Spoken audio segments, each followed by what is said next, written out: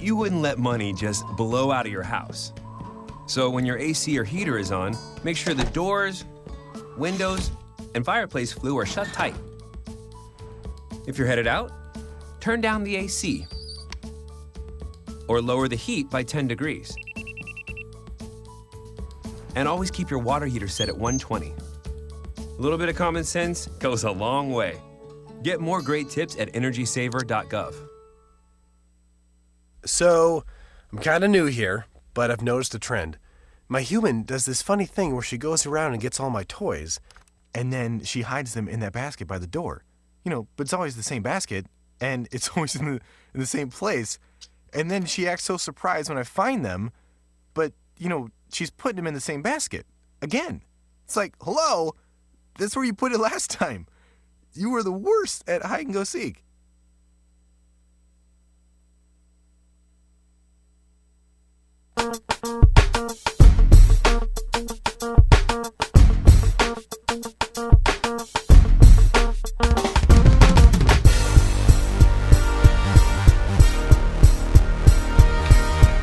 Hey, good morning, friends and neighbors. It is Wednesday, October 9, and we are into day 9 of the government shutdown. Believe it or not, with still no end in sight.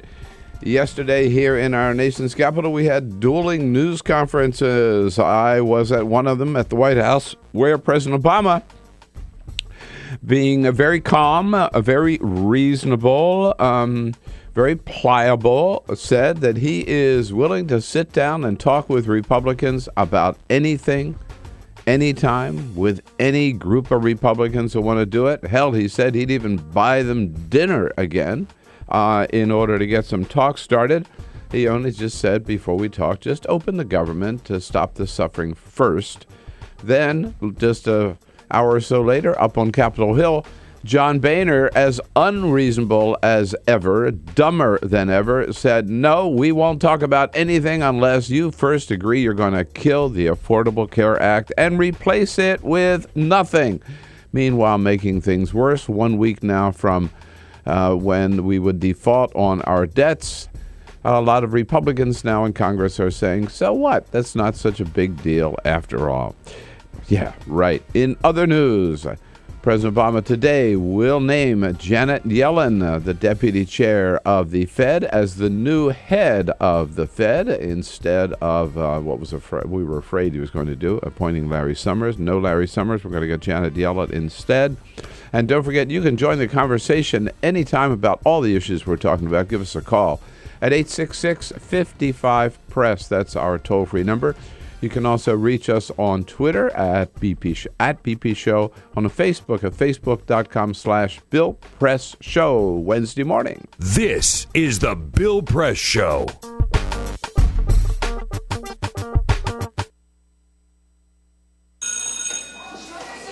Don't look at me.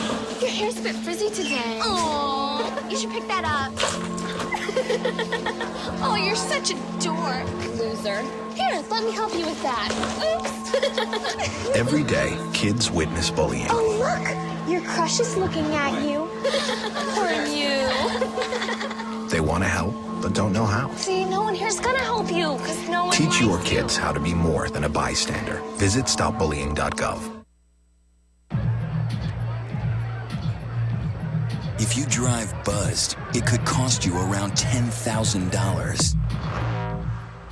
You'll face major legal fees, major fines, and steep insurance penalties. You could lose everything. Nothing kills a buzz like getting pulled over for buzz driving, because buzz driving is drunk driving. When some people struggle with their mortgage payments, they become frozen, petrified. Not knowing what to do, they do nothing. But the people who take action are far more likely to get the most positive outcome. Making Home Affordable is a free government program. Call now to talk one-on-one with a housing expert about the options that are right for you. Real help, real answers, right now. Here at the GED Pep Talk Center, we have pep talkers standing by to get you motivated for your GED diploma. Text the name Terry to 69222 for a sympathetic pep talk. You show people what you really are. Or for a gentle pep talk, text the name Deborah. You know you're going to make people very proud of you. And if that's not enough, text the name Danny for an extreme pep talk. Prove everyone wrong. Show them you're the boss. Get your GED pep talk and find free GED classes. Text the name of the person you want a pep talk from to 69222.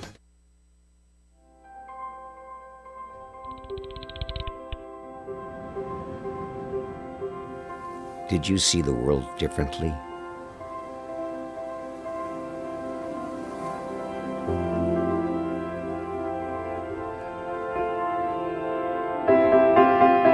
Did you celebrate the victory?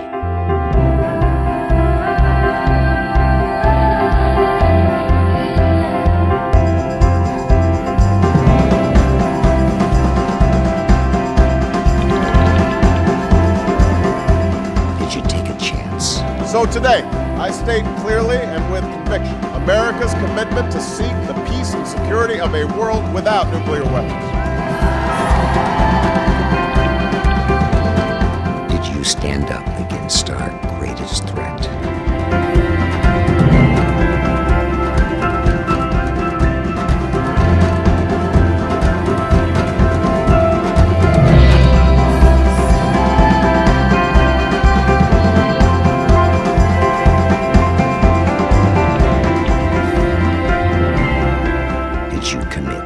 Change the world.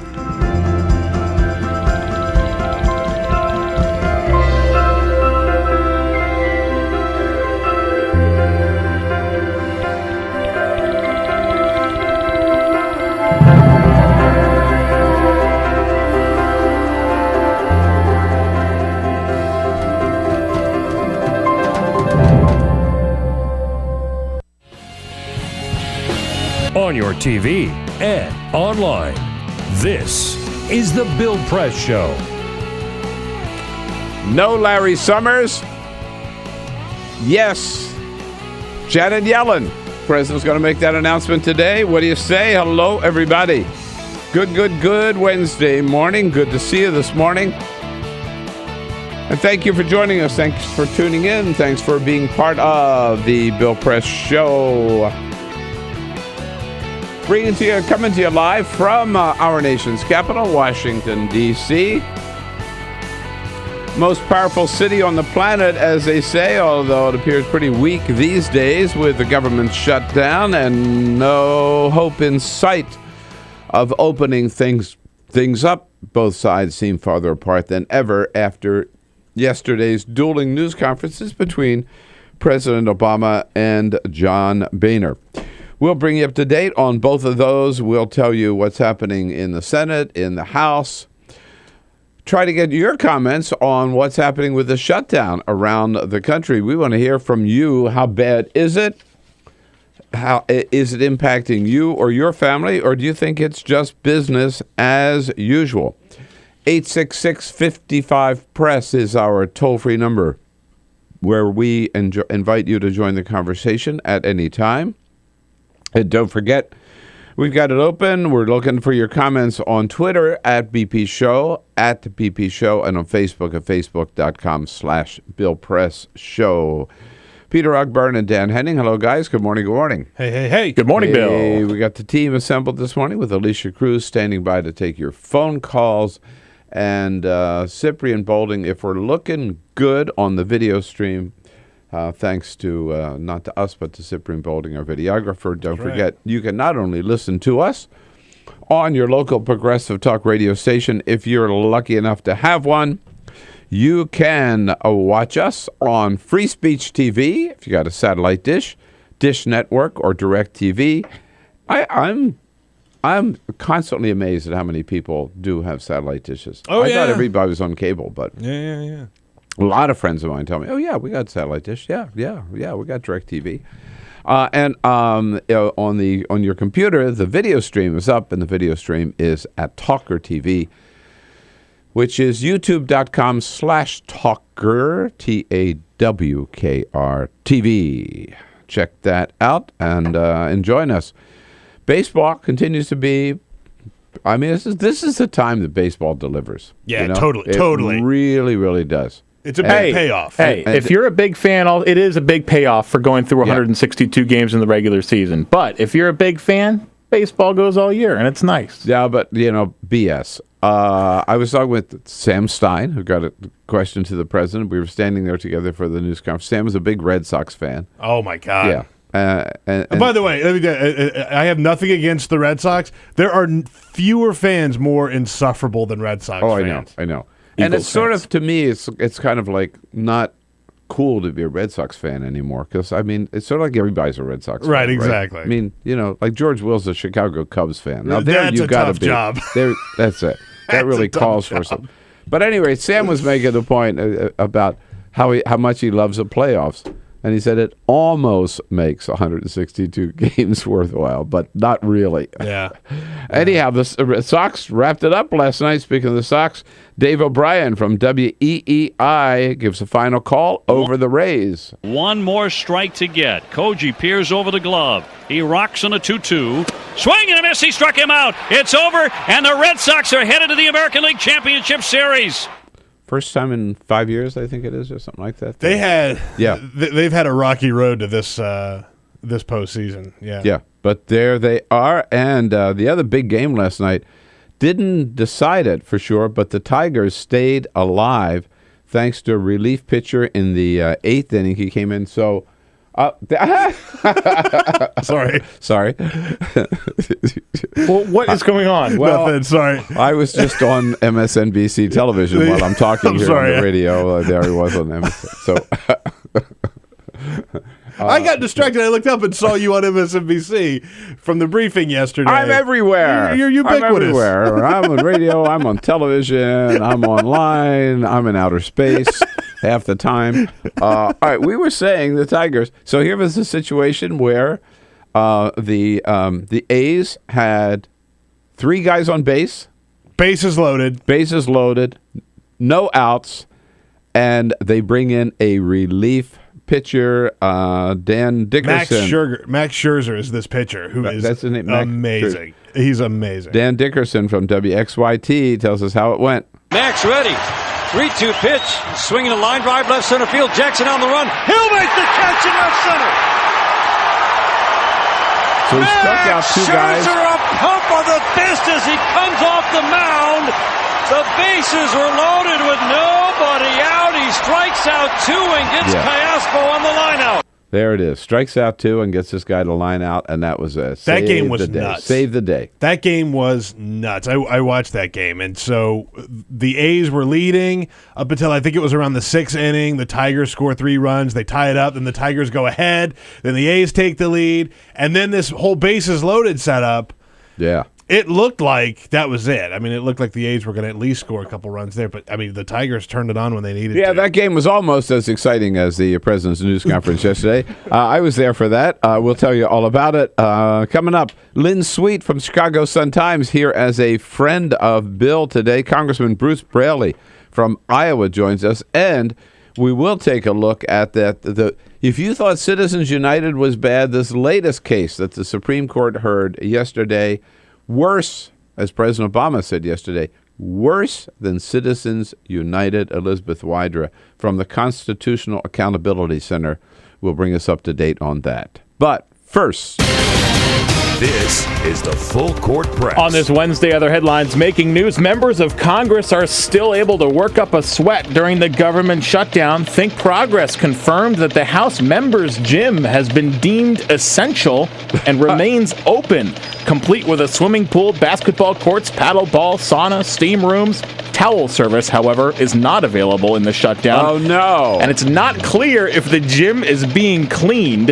If it is, those maintenance workers are not being paid to clean it, so maybe they won't do as good a job. The order to keep it open came from Speaker Boehner directly because some members who don't have local housing and sleep in their offices use the gym to shower.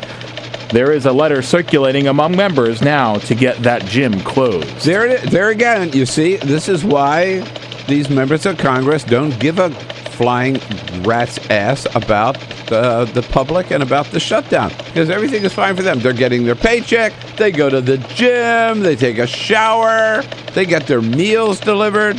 Screw them. How do you think it feels to be someone who is not able to participate in the Head Start program or is not able to get a Social Security check? Yeah. And you read your news and you see that members of Congress... Don't worry. They still have their gym. Members of Congress still have their exclusive gym.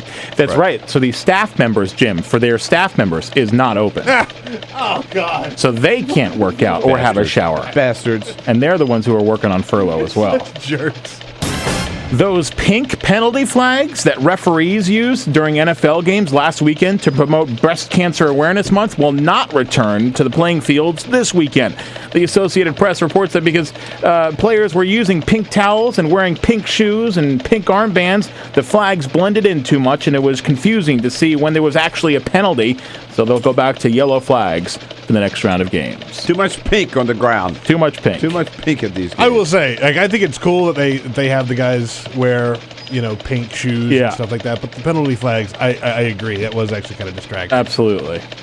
And where are women looking for married men? The adult affair dating website Ashley Madison is out with a new list of the top cities for mistresses.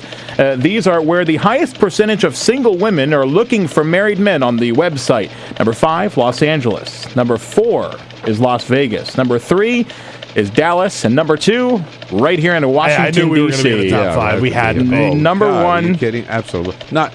It's not just the mistresses come here looking for the guys. Right. Guys here who are on the prowl. And number 1 is Phoenix, Arizona, actually. Yes, where a reported 38% of single women are looking for a fling with a married 38%? man. Yep, that's what they say.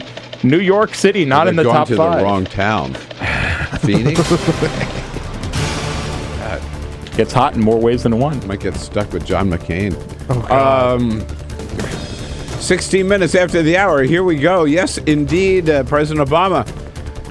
We said yesterday morning, hey, he only had a briefing and then a lunch with the vice president on his schedule. Look for something else to be added. And, of course, they added a news conference with the president in the White House briefing room yesterday. And I got to tell you, the president came out. He was there for over an hour. He took questions from a whole range of people. Not one question from any of the TV anchors or TV networks who were present. Nobody in the front row except for the 2 wire reporters. And on a whole range of issues, but of course most of them on the shutdown and on the default.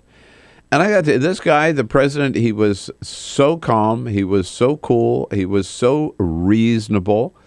And he just said, look, let's just get this job done. There was no drama. He really showed no drama, Obama, yesterday. And he pointed out we can easily resolve this whole shutdown mess. All we need, let's just have a vote today. That vote could take place today. Yep. Shutdown would be over. Yep. Then serious negotiations could proceed around every item in the budget. And the president said, look, I'm ready to talk to anybody, anywhere, anytime. I'll even do this. If reasonable Republicans want to talk about these things again, I'm ready to head up to the Hill and try. I'll even spring for dinner again. I'll even take him out to dinner again. What a nice guy. Like he did at the Jefferson Hotel. But the one thing the president just said, I'll talk about anything, just open the government first. And don't do this, Mark Knoller asked him this question, don't do this, stop this Mickey Mouse thing of trying to say, we'll open that, but we won't open that. Then we'll open this, but we'll leave that closed. No, that's not the way to do it. Once you have a budget and a government with a set of functions, you make sure that it's all operating. We don't get to pick and choose based on which party likes what. I got to tell you, I thought the president was the soul of reason. You could not dispute his logic. You could not dispute his approach. All he was saying is Congress has got its job to do, and they can't hold us hostage, and they can't demand ransom for just doing their job. And if they got issues they want to talk about, fine. We'll talk about the issues, but reopen the government first. I mean, and now, then came the contrast with John Boehner up on the Hill, who held his news conference and said, hell no, we're not going to talk. We're not going to talk unless they kill Obamacare. We got to do that first because, that's so bad for this nation. And, of course, that means some 40 million Americans who've never had health insurance before, will not be able to have health insurance, but Republicans would offer nothing in its place. So Obama as unreasonable as ever. And then the president got on to, well, we are now a week away from the next problem, the next crisis, the next deadline, which is raising the debt ceiling. And the president said, this is when things could really come crashing down. Every American could see their 401ks and home values fall, borrowing costs for mortgages and student loans rise, and there would be a significant risk of a very deep recession. And that's the warning of the leadership on Wall Street, who were down here in D.C. yesterday, last week rather, met with us reporters and said this could be a calamity we have not seen since the Great Depression if we default on our debt. The head of the World Bank said that yesterday. Every economist says that. The market is already showing signs of collapse, just gradually ticking down. Dow lost 160 points yesterday just with the shutdown and the threat of a default. And yet some Republicans are saying, oh, so what if we don't pay our bills? Yeah, that's going to be no big deal. I'd love your take on this at 866-55-PRESS. And let me tell you my fear. Here's my fear. My fear is this, that we were told, remember, the sequester was going to be the end of the world. Sky is falling, Chicken Little. We've been in the sequester now for 8 months? And for most people, life goes on. A lot of people are hurting, but for most people, life goes on. We were told that the shutdown, sky was going to fall, Chicken Little again. All right, we're 9 days into the shutdown. Unless you tell me I'm wrong, for most Americans, doesn't impact them. A lot of people work for the federal government. A lot of contractors are impacted. Most Americans, life goes on. Now we're told, boom, boom, boom, third time, boy, if we default on our bills, the sky is going to fall, the American economy and the global economy. Do people believe it? After the sky didn't fall with the sequester, the sky hasn't yet fallen with the shutdown. Why? Do you really believe the sky will fall if we don't pay our debts? I do, but I don't think most Americans do. That's the problem, real problem. Talk about it here on the Bill Press Show, 866-55-PRESS. This is the Bill Press Show.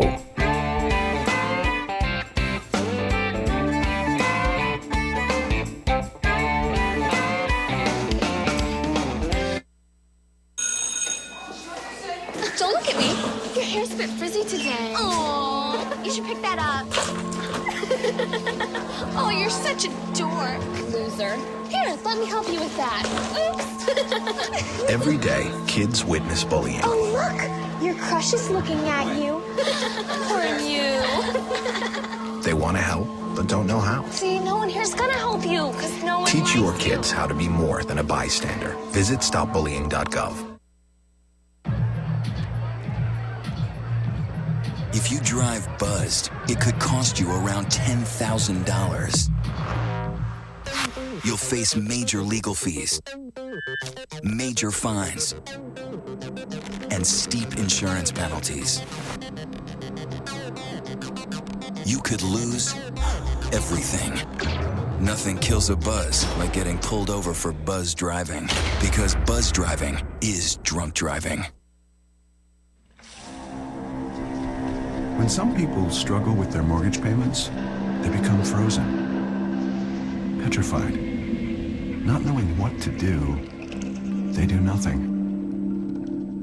But the people who take action are far more likely to get the most positive outcome. Making home affordable is a free government program. Call now to talk one-on-one with a housing expert about the options that are right for you. Real help, real answers, right now. Here at the GED Pep Talk Center, we have pep talkers standing by to get you motivated for your GED diploma. Text the name Terry to 69222 for a sympathetic pep talk.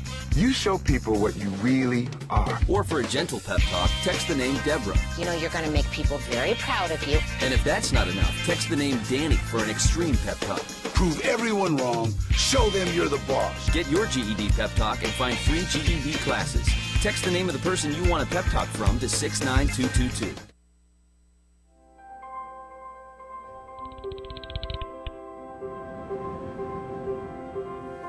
Did you see the world differently?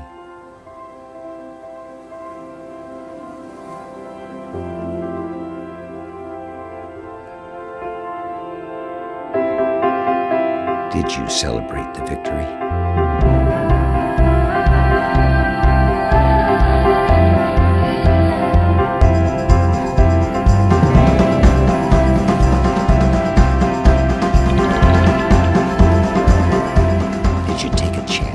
So today, I state clearly and with conviction America's commitment to seek the peace and security of a world without nuclear weapons.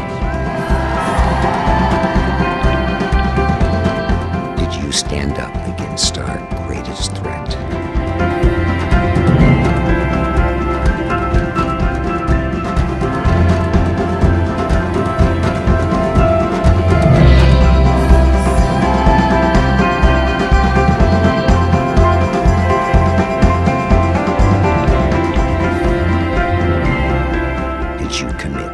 Change the world.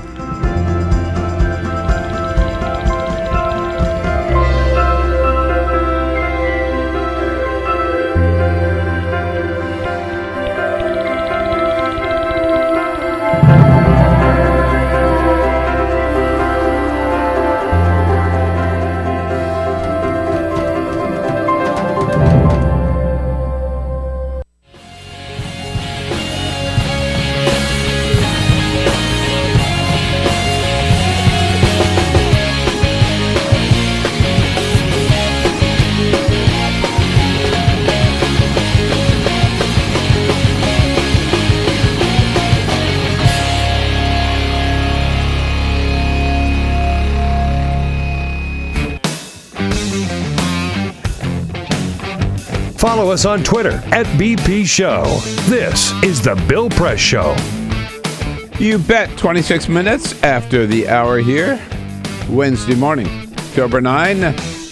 Talking about the shutdown. President Obama saying, hey, I'm willing to talk anywhere, anytime, with anybody. I'll even pay for lunch, pay for dinner. Just open the government first so then we can be grown-ups about it. John Bader said, no, we're not going to do that unless you kill Obamacare.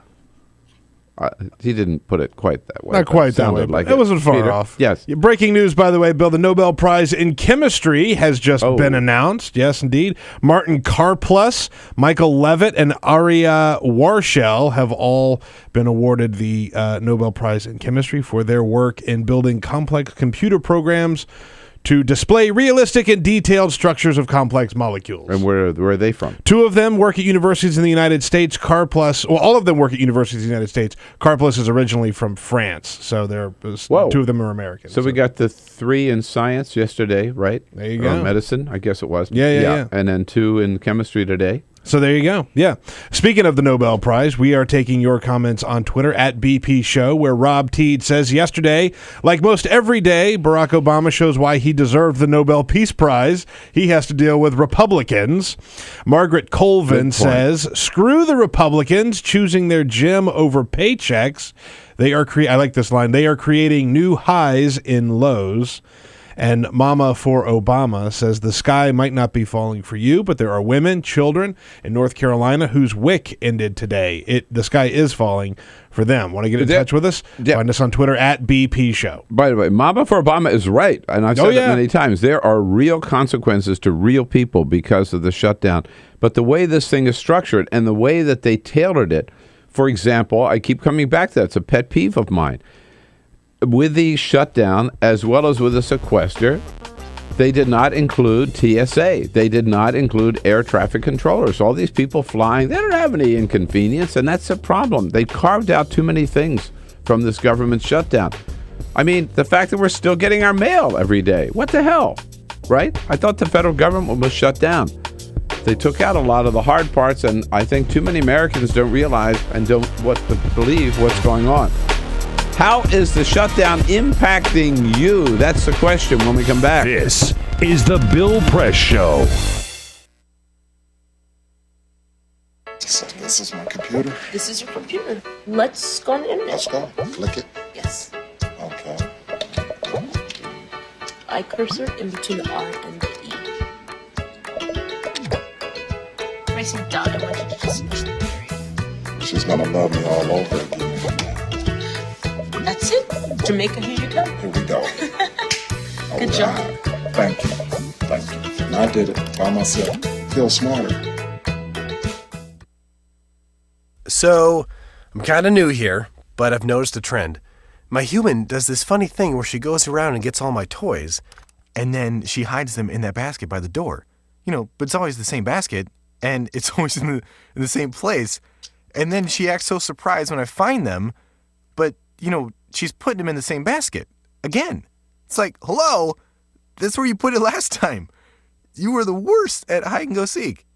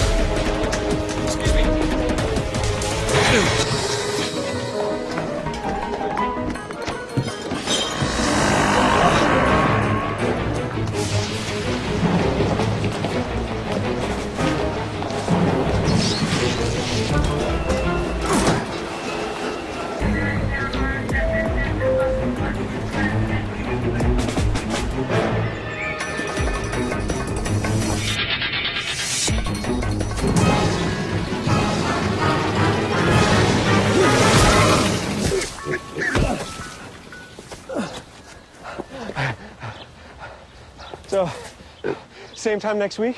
Well, of course. Put away a few bucks, feel like $1 million. For free tips to help you save, go to Feed the Pig.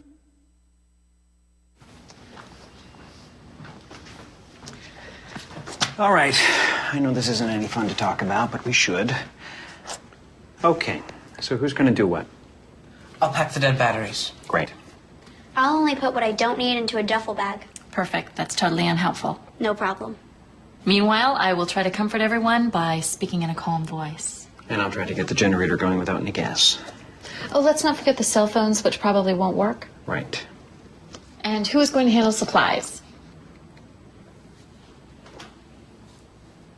I can forget to do a list for us. Thanks, pal. Well, I think we couldn't be any less prepared. I'm proud of you guys. Talk to your kids about who to call, where to meet, what to pack. Visit ready.gov/kids for tips and information. Hey, thanks for stopping by. You know, I followed your character since the first episode. I'm a big fan. Big fan. Thank you. And listen, your storyline, it makes for incredible TV drama. Thing is, your drug use is very adult content. Too adult for the kids. So I'm gonna have to block you. Oh, man. Yeah. Well, have a good one. You're a nice lady.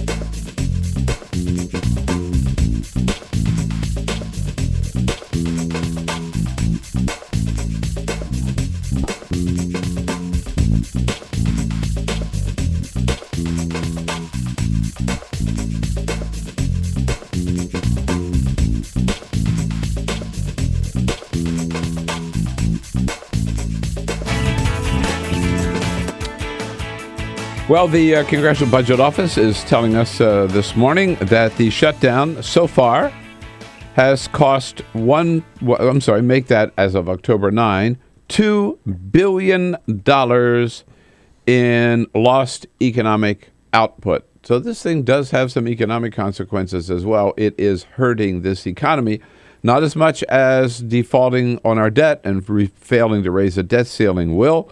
By the way, that exceeds the cost of the biblical flooding that they had out in Colorado a week or so ago. $2 billion to this economy just because the Tea Party Republicans don't like Obamacare and have shut down the government, and John Boehner refuses to stand up to them. Peter? Yeah, remember, you can also join the show and the conversation on Facebook, facebook.com/Bill Press Show. Go there and check that out, where we're taking comments on the fact that yesterday when you were at the White House, the president didn't call on any of the major TV networks. I know, and they were pissed. They seemed pissed. Well, we're taking comments on that on Facebook, where we have a couple of comments there. Patricia Kelly says, the president's tired of their BS reporting or lack thereof of who's really causing the shutdown.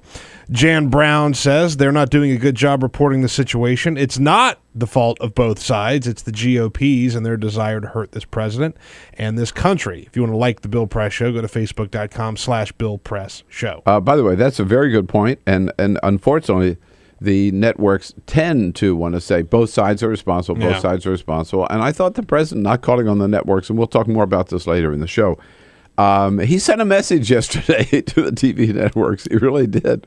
A pretty strong message. But again, so your comments on it's a double question, sort of. What impact have you seen? How is the shutdown impacting you or people you know or your family, people in your community? And the companion question is, knowing that so many people are in fact being hurt, why isn't there more public outrage? Why does the public just seem to go along with this? Go along with a sequester, go along with a shutdown. Rose is in Ligonier, Indiana. Hey, Rose, what do you say? Good morning. Hey, morning.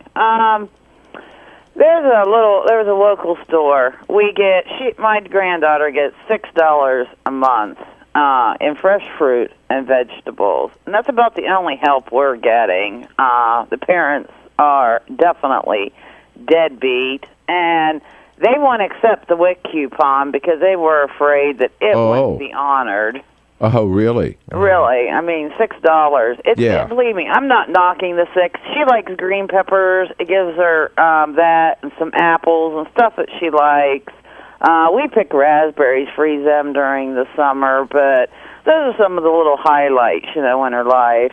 My other daughter is helping me raise her. She's working her way through college, took the semester off, and lost her $9 an hour job. Because the orders are drying up, people are backing off from buying boats.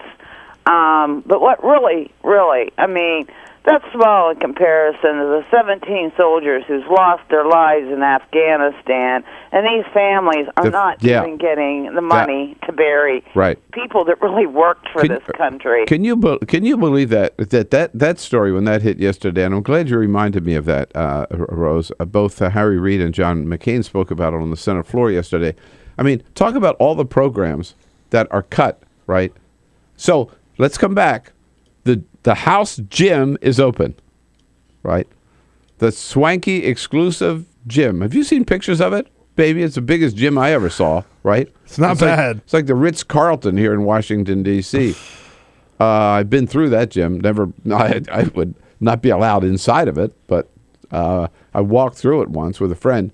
At any rate, the house gym is just as swanky as that. So the house gym is open, but the families of 17 Americans who gave their lives in Afghanistan do not get the death benefits, do not get the money from the federal government, which has always gone to families of those fallen in Iraq and Afghanistan, to pay for their funeral services and give them a decent,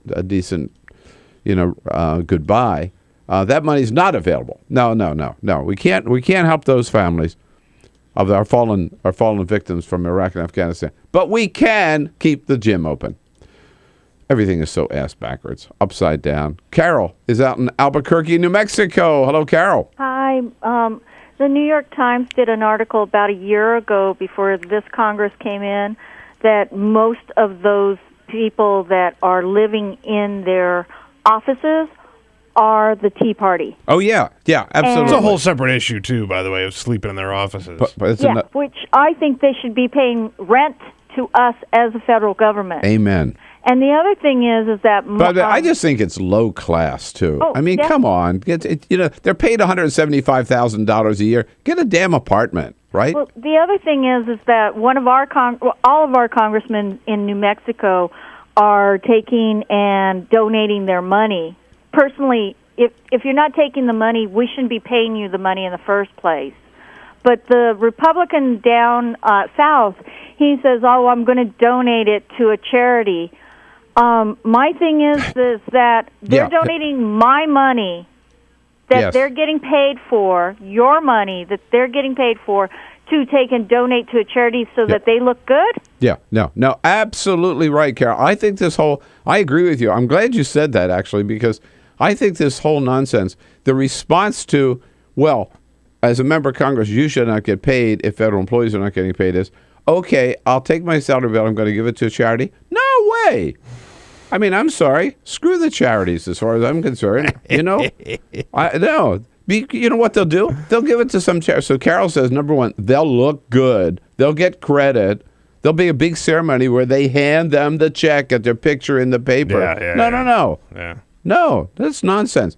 Plus, the charities that they'll pick out, they'll probably give it to the freaking Tea Party, bake sale or something like that, just to help some right-wing conservative cause. I don't want to do that. No, that's taxpayer dollars.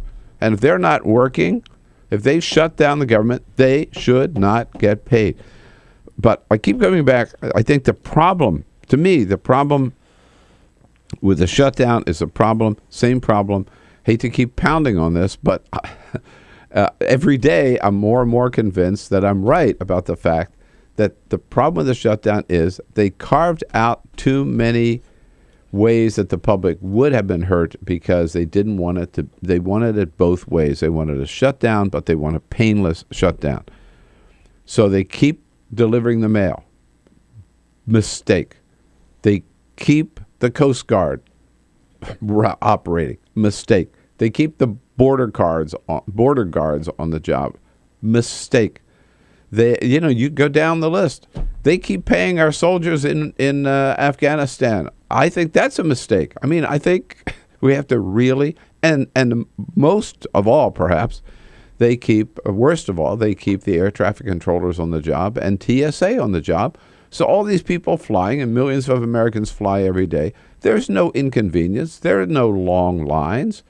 They're making it too easy on us. And now Republicans are saying the same thing about the debt ceiling. Well, we'll just default on our debts, but we'll pay some of our bills. We'll pay the Chinese government interest on our bonds so that we don't default to them, but we'll take more kids out of Head Start, right? Or whatever, if there are any other poverty programs left, we'll just defund those, right? No. It's not the way to go. This is bad news all the way around. And I just hope, like Rose, the people Rose was talking about and Carol was talking about, more people like that, those stories get out there, because real Americans are suffering real pain from both the shutdown, and it'll even get worse if we fail to raise the debt ceiling. When we come back, we're going to jump in with Stephen Shepard from the hotline about the latest polling on the shutdown and who looks good, who looks bad. Stay with us. Seen on Free Speech TV and online on Talker TV, this is the Bill Press Show.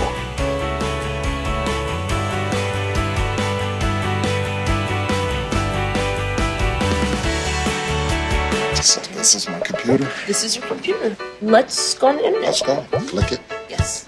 Okay. I cursor in between the R and the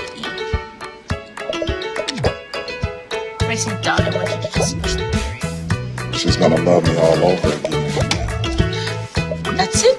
Jamaica, here you go. Here we go. Good job. Thank you. And I did it by myself. Feel smarter. So, I'm kind of new here, but I've noticed a trend. My human does this funny thing where she goes around and gets all my toys, and then she hides them in that basket by the door. But it's always the same basket, and it's always in the same place. And then she acts so surprised when I find them, but, she's putting them in the same basket. Again. It's like, hello? That's where you put it last time. You were the worst at hide and go seek.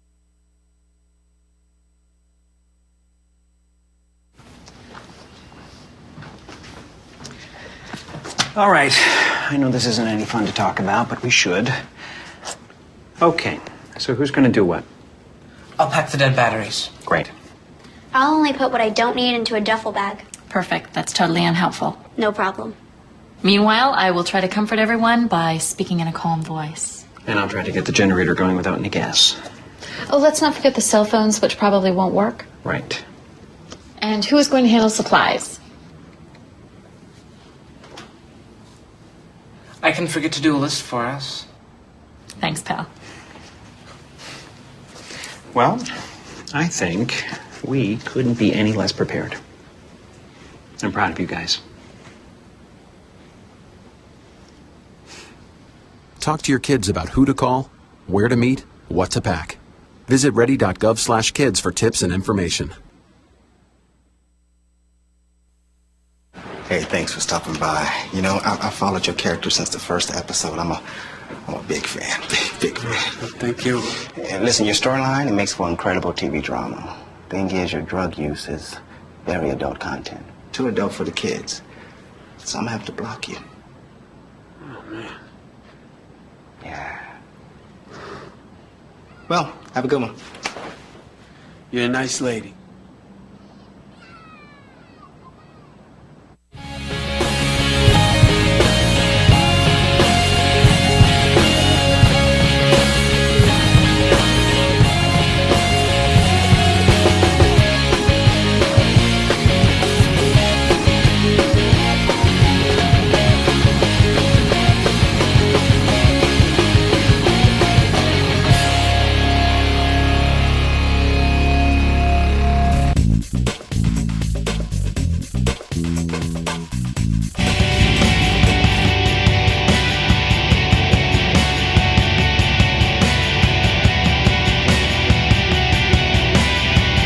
on your radio, on TV, and online.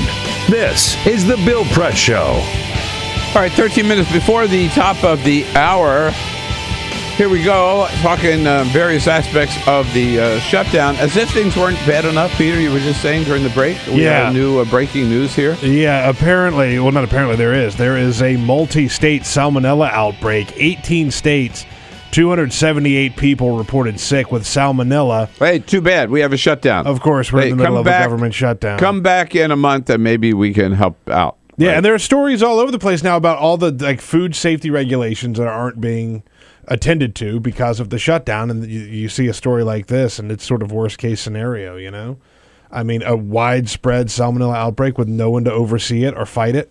Look, I'm sorry. We don't have enough money for salmonella. We have to keep the house gym open. Keep that gym going. Come on. We have got our priorities straight. That's right. Keeping the house gym open. That's right. Yeah. What does the American public think of this? Who are they blaming? The National Journal Hotline's been taking a look at that. Executive Editor Steve Shepard joins us on our newsline this morning. Hey, Steve, good morning. Good morning. Good to have you with us. So you've been sampling public opinion on this. Where's the public come down? Right. This comes from our new United Technologies National Journal Congressional Connection poll, just released this week.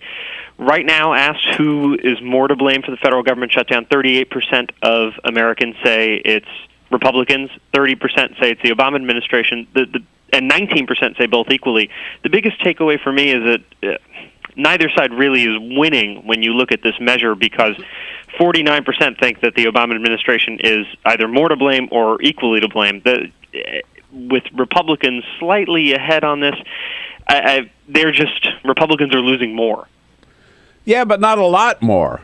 No, right? Not a lot more. Well, I thought I saw the Washington Post poll where 70% said the shutdown's a bad idea. I guess, but then the question is who's to blame for it, right? Right. And the other thing from that ABC Washington Post poll this week was that congressional Republicans asked just you approve of the way that they're handling the negotiations over the budget.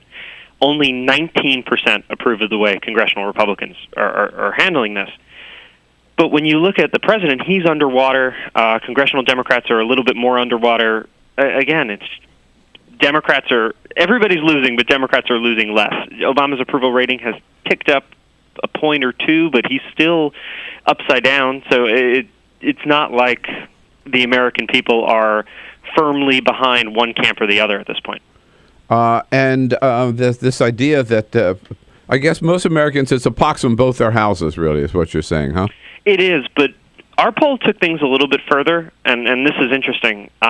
We asked if the House GOP strategy on both the shutdown and the debt ceiling, tying certain GOP policy priorities, what Americans think about that. And yeah, so about, for example, tying healthcare to shutting down the government. Right. Yeah. And so we asked that question. 65% of those surveyed in our poll said that Congress should provide the funding to keep the government open and deal with health care separately. Only 24% said that the House was right to fund the government only if the president agreed to delay or totally withdraw his health care law. In other words, 65 you said? 65% thought Congress should keep the government open. 65% say that the Republican strategy, the Republican approach, the Republican message, right, is wrong or disagree with it at any rate.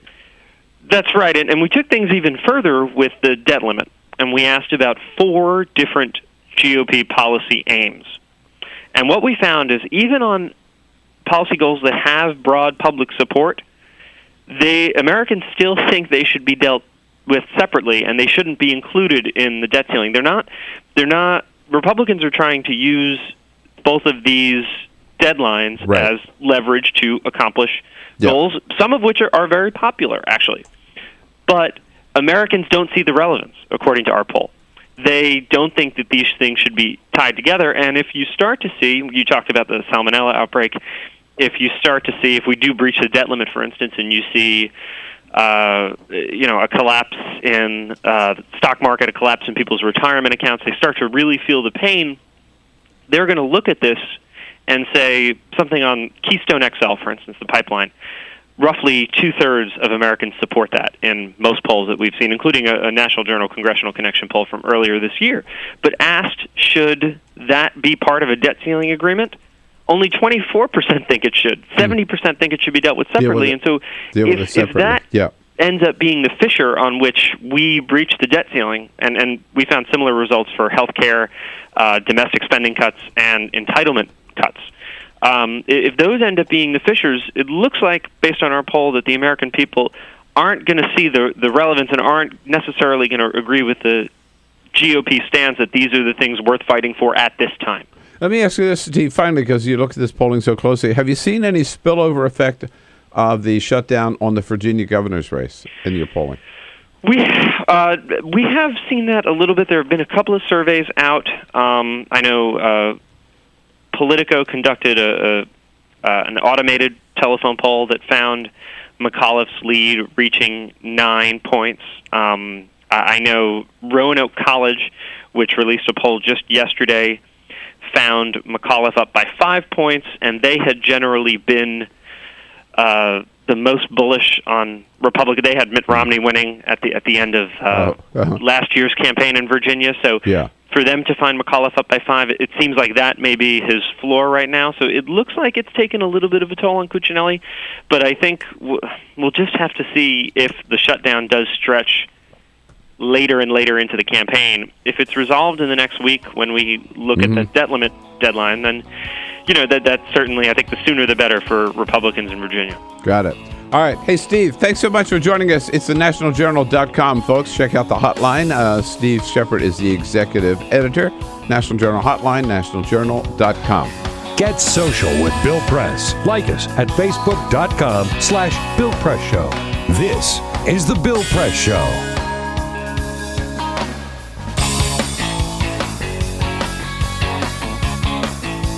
This is my computer. This is your computer. Let's go on the internet. Let's go. Click it. Yes.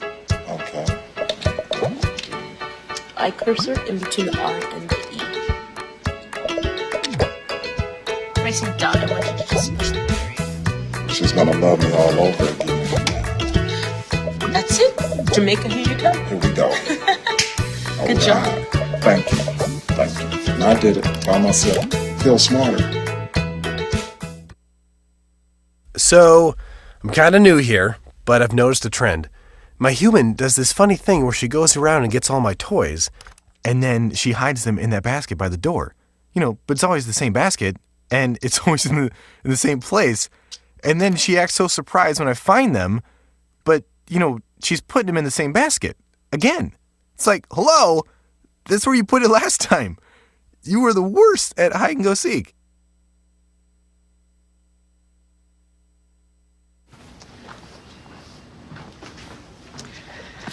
All right. I know this isn't any fun to talk about, but we should. Okay. So who's going to do what? I'll pack the dead batteries. Great. I'll only put what I don't need into a duffel bag. Perfect. That's totally unhelpful. No problem.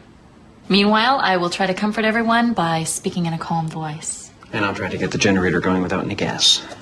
Oh, let's not forget the cell phones, which probably won't work. Right. And who is going to handle supplies? I can forget to do a list for us. Thanks, pal. Well, I think we couldn't be any less prepared. I'm proud of you guys. Talk to your kids about who to call, where to meet, what to pack. Visit ready.gov/kids for tips and information. Hey, thanks for stopping by. I followed your character since the first episode. I'm a big fan. Big fan. Thank you. And listen, your storyline, it makes for incredible TV drama. Thing is, your drug use is very adult content. Too adult for the kids. So I'm gonna have to block you. Oh, man. Yeah. Well, have a good one. You're a nice lady.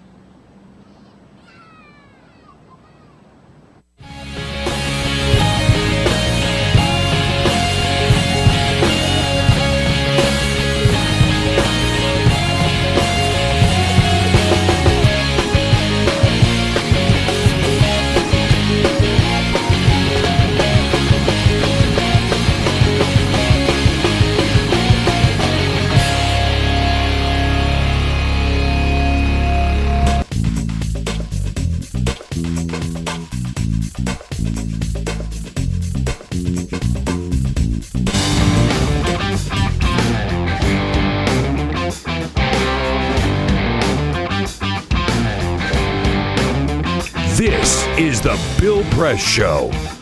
All right, here we go. 3 minutes before the top of the hour. Lynn Sweet here is a friend of Bill. In the next hour, for the entire hour, Congressman Bruce Braley from Iowa joins us as well. Peter? Very interesting story from the Daily Mail. They put together the 100 most important and influential gadgets of the last 100 years. The most important inventions. Gadgets? Last 100 years? Inventions that we've had. Potato peeler. Potato peeler I don't see on the list. It starts with 1913.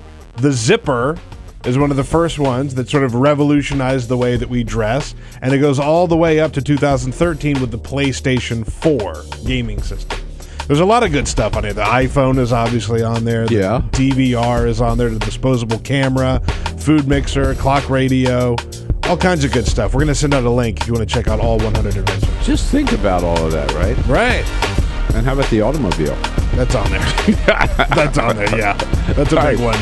This is the Bill Press Show.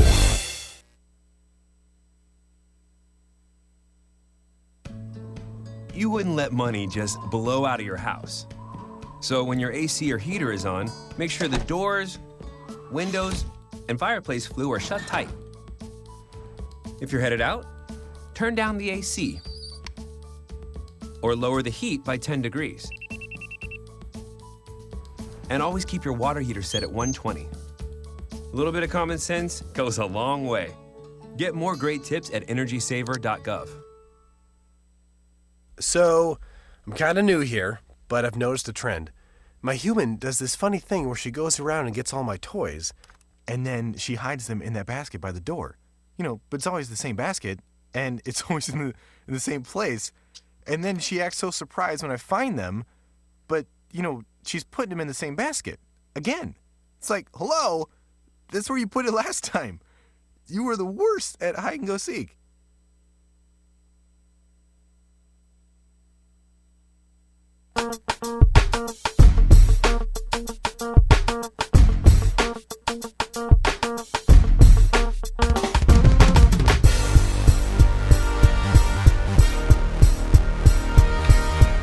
Hey, good morning, friends and neighbors. It is Wednesday, October 9, and we are into day 9 of the government shutdown, believe it or not, with still no end in sight.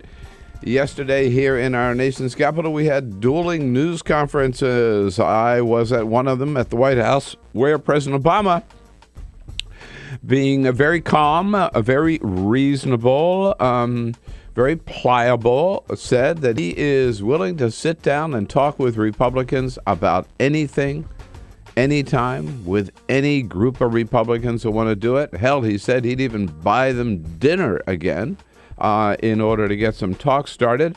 He only just said, before we talk, just open the government to stop the suffering first.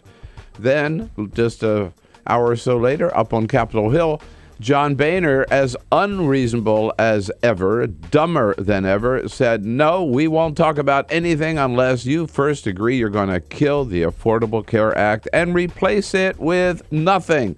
Meanwhile, making things worse, 1 week now from when we would default on our debts, a lot of Republicans now in Congress are saying, so what? That's not such a big deal after all. Yeah, right. In other news, President Obama today will name Janet Yellen, the deputy chair of the Fed, as the new head of the Fed instead of what we were afraid he was going to do, appointing Larry Summers. No Larry Summers. We're going to get Janet Yellen instead. And don't forget, you can join the conversation anytime about all the issues we're talking about. Give us a call at 866-55-PRESS. That's our toll-free number. You can also reach us on Twitter at BP Show, on Facebook at facebook.com/Bill Press Show, Wednesday morning. This is the Bill Press Show.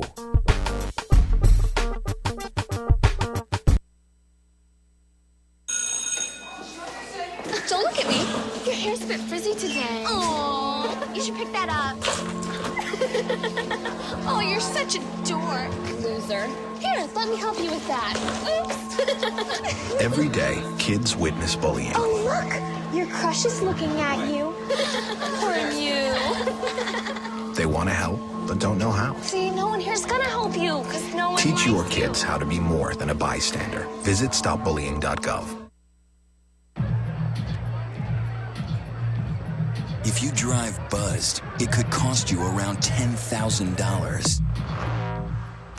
You'll face major legal fees, major fines, and steep insurance penalties. You could lose everything. Nothing kills a buzz like getting pulled over for buzz driving, because buzz driving is drunk driving. When some people struggle with their mortgage payments, they become frozen, petrified. Not knowing what to do, they do nothing. But the people who take action are far more likely to get the most positive outcome. Making home affordable is a free government program. Call now to talk one-on-one with a housing expert about the options that are right for you. Real help, real answers, right now. Here at the GED Pep Talk Center, we have pep talkers standing by to get you motivated for your GED diploma. Text the name Terry to 69222 for a sympathetic pep talk. You show people what you really are. Or for a gentle pep talk, text the name Deborah. You know you're going to make people very proud of you. And if that's not enough, text the name Danny for an extreme pep talk. Prove everyone wrong. Show them you're the boss. Get your GED pep talk and find free GED classes. Text the name of the person you want a pep talk from to 69222.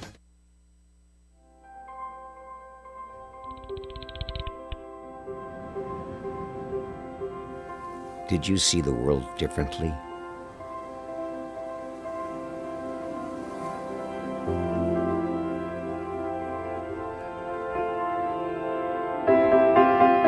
Did you celebrate the victory?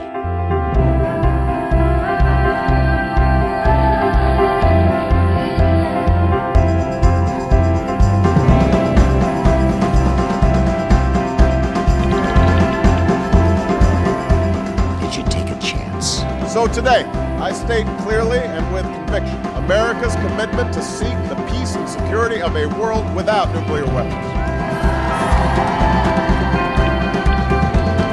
Did you stand up against our greatest threat?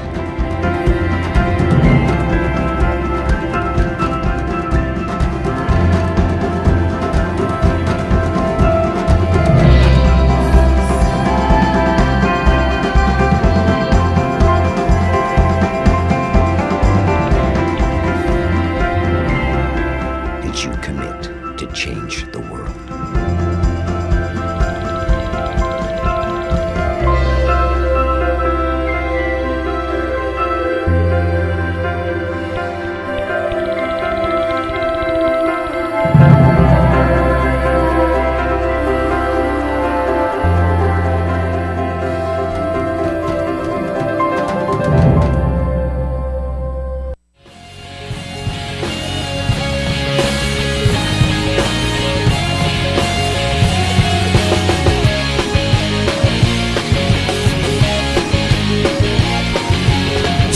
Is the Bill Press Show. Larry Summers? No. Janet Yellen? Yes. President making that announcement today as the new head of the Fed. Good morning, everybody. Great to see you this morning. It is Wednesday, October 9. This is the Bill Press Show, and what do you know? All the way across the great United States of America, we are there on your local progressive talk radio station, on Free Speech TV, and on Talker TV. So you can listen, you can watch, you can stream the show, and whichever way you care to and do, we are just grateful for having you with us today. Got a great conversation going about the shutdown. The front page of the Chicago Sun-Times this morning, the headline is, "Can they stop the insanity?" Big article by Lynn Sweet. What do you know? Here she is in studio with us this morning. Just like we got all the top liners here. Hello. Right, we planned this all out, right? Yeah. Hello, Lynn. Nice to see you. Nice to see you. Good morning. Thank you. Thank you for coming in this morning. Joining our team here with Peter Ogburn and Dan Henning. Hey. Hello, guys. Good morning. Alicia Cruz is standing by to take your phone calls. And doing a good job of that, as is Cyprian Bolding, our videographer, keeping us looking good on Free Speech TV and on Talker TV. And don't forget, you get to join the crowd anytime. Give us a call at 866-55-PRESS. Send your Twitter comments at BP Show to at BP Show. And Facebook, friend us on Facebook, facebook.com/Bill Press Show.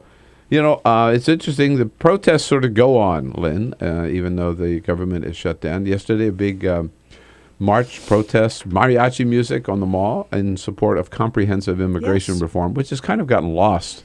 Well, a lot of stories have gotten lost, yes. Yeah. I mean, Syria. Have we heard about Syria for a while? No, but on the immigration, lawmakers, about 8 of them got arrested. Yes. About 200 people, 2 from Illinois. I wrote about this. Congressman Luis Gutierrez, who is a leader in the immigration yes, absolutely. He's great. I love him. Movement here, and Representative Jan Schakowsky. Well, Jan got arrested, too. They got arrested for just being on the mall? Is that it? No. They did a protest. Oh, I see. And they were on the street. I'll tell you who else was arrested for the, Peter thought that the 45th time. 45th time. Hold on, Rangel? John Good Lewis. guess. John Lewis. Hold on. I have somewhere I have a list. Let me see. And here, he's got a record. And here he is saying, we want immigration reform and we want it now. I'm here with my colleague to march with you, to stand in with you, to go to jail with you. Whatever is necessary, you can count on my help. Count on my help. And he said, when is the time for immigration reform? We want comprehensive immigration reform now. Now. Today is the day. Now is the time. The time is now. You know, that reminds me. Hey, we guys, will remember living in the time of John Lewis. It's And there are a lot of people out there who like to think that they are living history and think awfully highly of themselves. That dude is the embodiment of remember the old anti-Vietnam War chant, what do we want? Yeah. Okay, do you know the end? What do we want? Peace. When do we want it? Now. What do we want? When do we want it? Yeah, of course. He's, I have to tell you. That it just really, it's time, it is a timeless and for little him time to, moment, frozen him to in go out time. there, he's got more than enough to his credit. He could just live out. He could rest on his laurels. I don't know, man, though. He never will. I don't know, though. With a will. rap sheet that long, he might be trouble. 45 times arrested. But in all seriousness, it does show that other things are happening here. But yes, this is overshadowed by the shutdown stories, the implication of the shutdown, and even in the last few days, because we now have the looming debt limit ceiling, the whole rollout of the Obamacare health insurance marketplaces. Oh, yeah. Have been, it seems, reduced to local stories, very important local stories, but the national narrative shifts. Plus, I mentioned Syria because they're destroying the chemical weapons in Syria. They've already started destroying the chemical weapons in Syria. So isn't this an instructive moment for all of us who are so ready to score the ups and downs of political figures?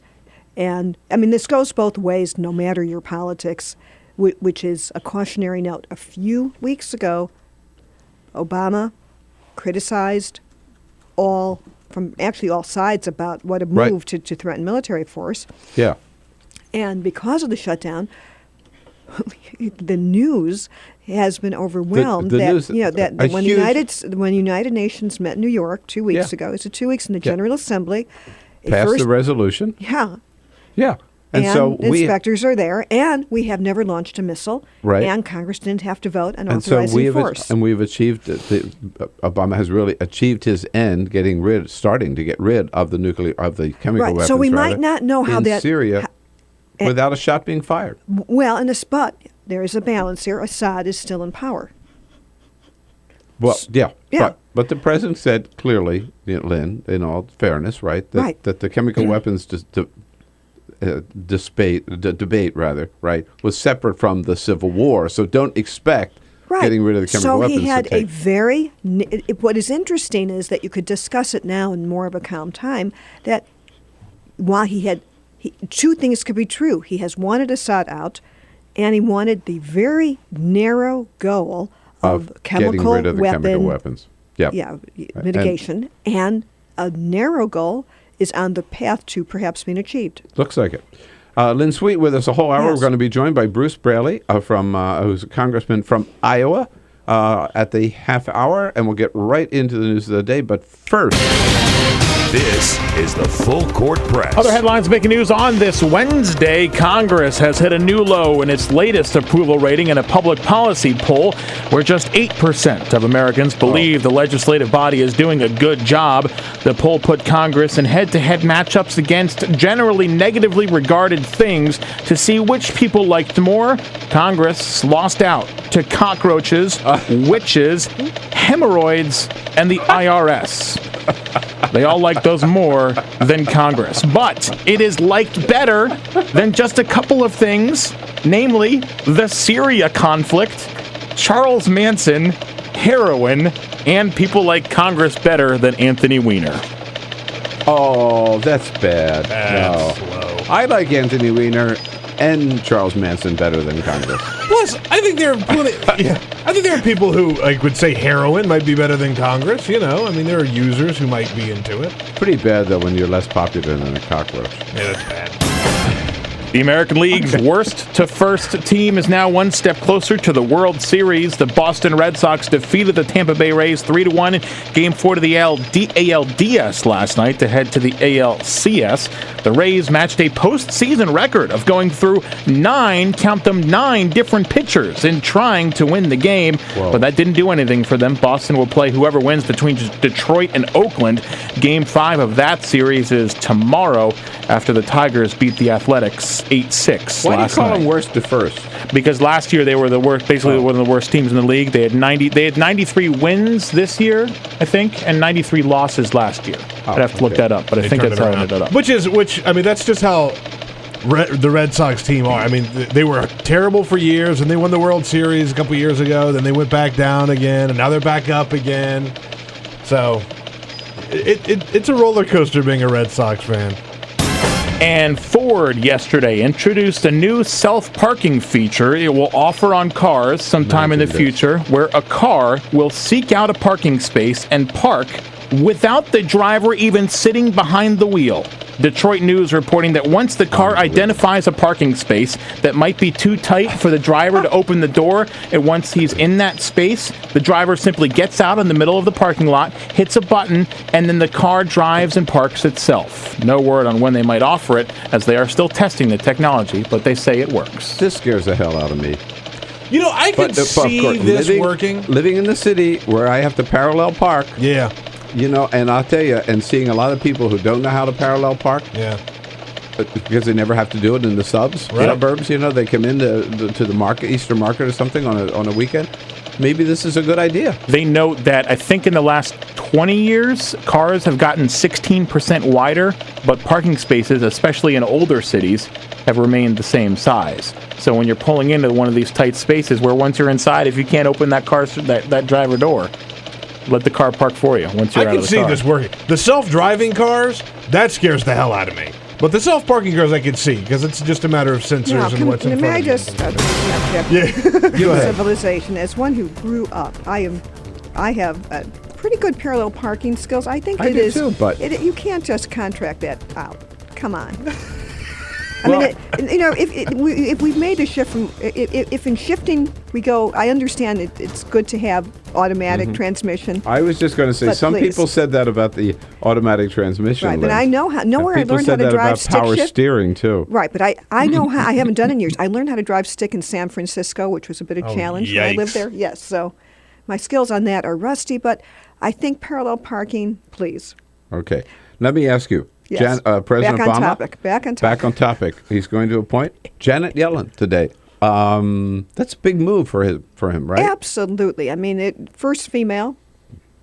And in a sense, she prevailed in a big internal White House war over Larry Summers, who took his own name out of contention a few weeks ago when he realized he wasn't going to get it. Right. Yeah, exactly. But I think I was appalled that President Obama was considering naming Larry Summers, given his record, especially some things he said about women. I'm more forgiving of him on that. Are you? Yes, I think I understand the context that he said he should not have said it the way he said it, but I don't think it should have been a permanent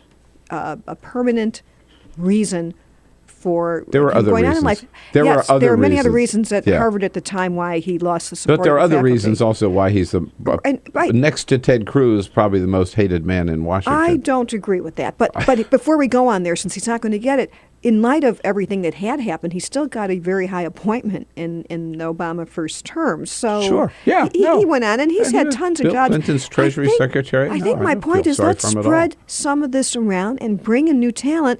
I mean, Janet Yellen has been around forever. She's already the vice chairman of the board. Yeah. She has been heralded as being more predictive of some of the problems facing the economy that led to the meltdown than others in her business. Yep.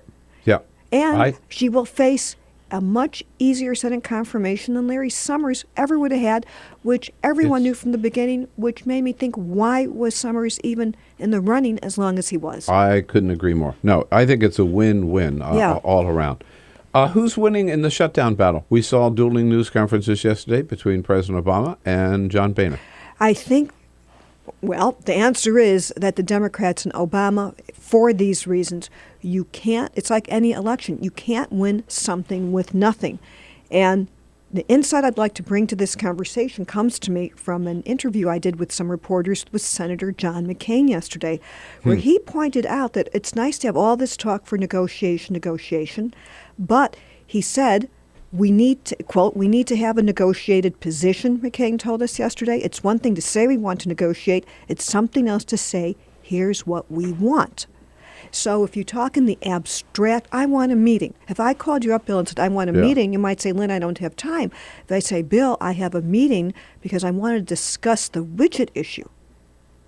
I want to, here's what it is. I think this could boil down to two fascinating hashtags that the two sides now have. It's hashtag Let's Talk for the Republicans to have meetings on whatever, and it's hashtag Let's Vote for the Democrats who are just pressing for clean, that is with no strings attached, bills to reopen government and raise the debt limit. That's a good way of looking at it. And the president, I thought he scored yesterday when he said, look, I'm willing to talk. They want to talk, okay? I'm willing to talk. In fact, he said, remember at one point, I'm not perfect. I've got some faults, but one of them is not an unwillingness to compromise. He said, I've proven that, by the way, he sure has proven he's willing to compromise. And he said yesterday, to your point, I'm willing to talk to anybody, anytime, anywhere. I'll even buy them dinner. He said, just open the government first, right? Reopen the government first. Right. Now, he first. has been saying this all along. It's just that I think at different points Put a point you hear on it things yesterday, different. though. And here's the one thing where he did move that he would take a short-term extensions in order Which to... Carney had said the day before. Yes. But, we'd prefer it to be longer. And by the way, it should be longer. We shouldn't be doing this every 3 weeks. It's Well, they ridiculous. want a year. Do you think, Bill, they'll get a year in the debt limit ceiling?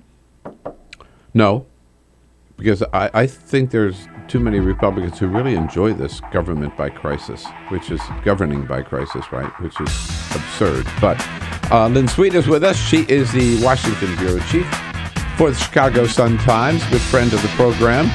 Just came from her interview with John McCain, covering this at both ends of Pennsylvania Avenue.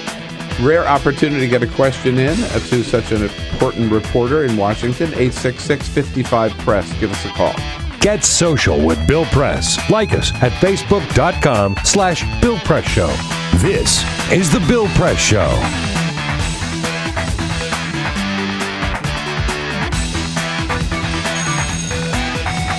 Don't look at me. Your hair's a bit frizzy today. Aww. You should pick that up. Oh, you're such a dork. Loser. Here, let me help you with that. Oops. Every day, kids witness bullying. Oh, look. Your crush is looking at you. Poor you.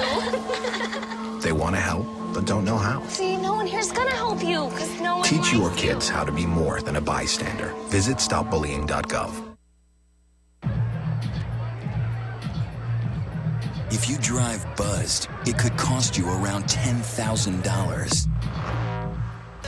You'll face major legal fees, major fines, and steep insurance penalties. You could lose everything. Nothing kills a buzz like getting pulled over for buzz driving. Because buzz driving is drunk driving. When some people struggle with their mortgage payments, they become frozen, petrified. Not knowing what to do, they do nothing. But the people who take action are far more likely to get the most positive outcome. Making home affordable is a free government program. Call now to talk one-on-one with a housing expert about the options that are right for you. Real help, real answers, right now. Here at the GED Pep Talk Center, we have pep talkers standing by to get you motivated for your GED diploma. Text the name Terry to 69222 for a sympathetic pep talk. You show people what you really are. Or for a gentle pep talk, text the name Deborah. You know you're going to make people very proud of you. And if that's not enough, text the name Danny for an extreme pep talk. Prove everyone wrong. Show them you're the boss. Get your GED pep talk and find free GED classes.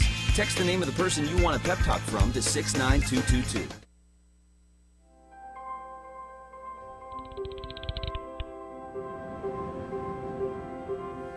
Did you see the world differently?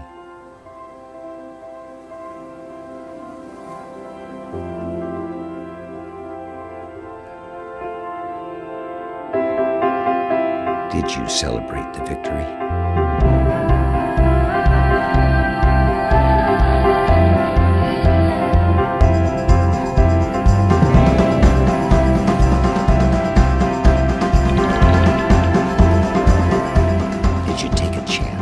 So today, I state clearly and with conviction America's commitment to seek the peace and security of a world without nuclear weapons.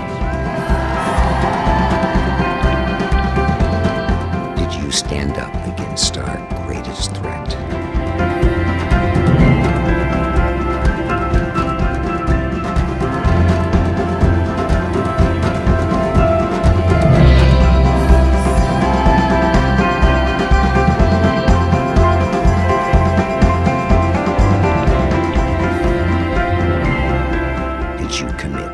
Change the world.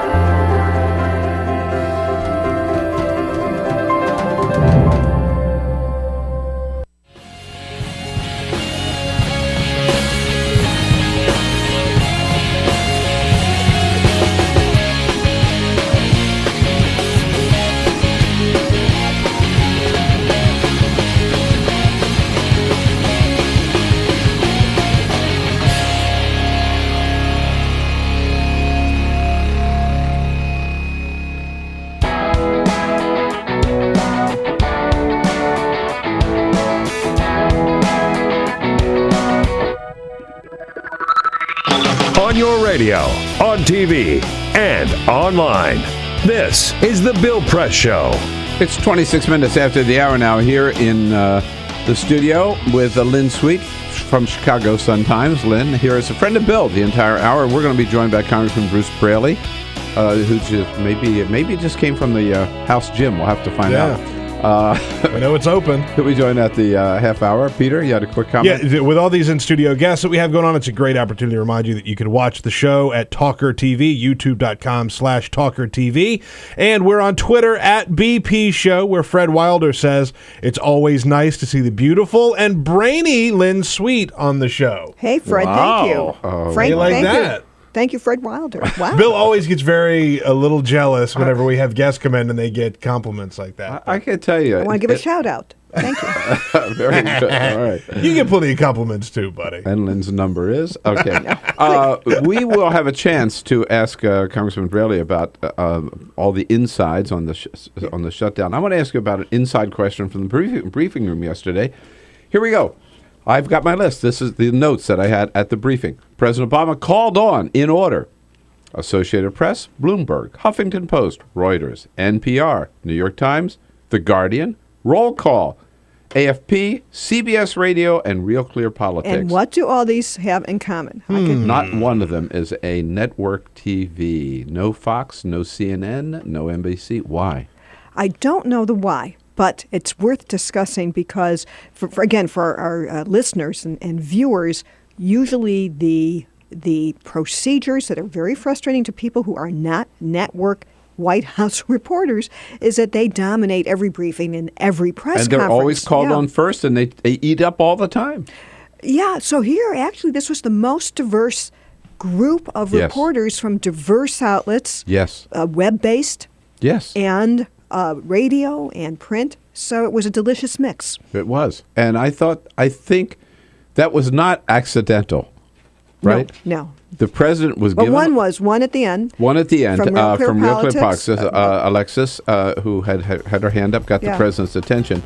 But again, then when he said, I'll take one more, he didn't go to the front row. Yeah. He had been given a list. And at one point, when the network people realized that they were not going to get called on or hadn't been yet, they started kind of getting questioned. And President Obama said, hey, guys, I'm just following the list that I've been given. Talk to Jay. No doubt who gave him the list. But what was surprising is... Sorry, hold that thought, and we'll come back with Congressman Bruce Braley here on the Bill Press Show. This is the Bill Press Show. So this is my computer. This is your computer. Let's go on the internet. Let's go. Click it. Yes. Okay. Eye cursor in between the R and the E. Pressing down, I want you to just push the period. She's gonna love me all over again. That's it. Jamaica, here you go. Here we go. Good job. Thank you. Thank you. And I did it by myself. Feel smarter. So, I'm kind of new here, but I've noticed a trend. My human does this funny thing where she goes around and gets all my toys, and then she hides them in that basket by the door. But it's always the same basket, and it's always in the same place. And then she acts so surprised when I find them, but, she's putting them in the same basket. Again. It's like, hello, that's where you put it last time. You were the worst at hide and go seek.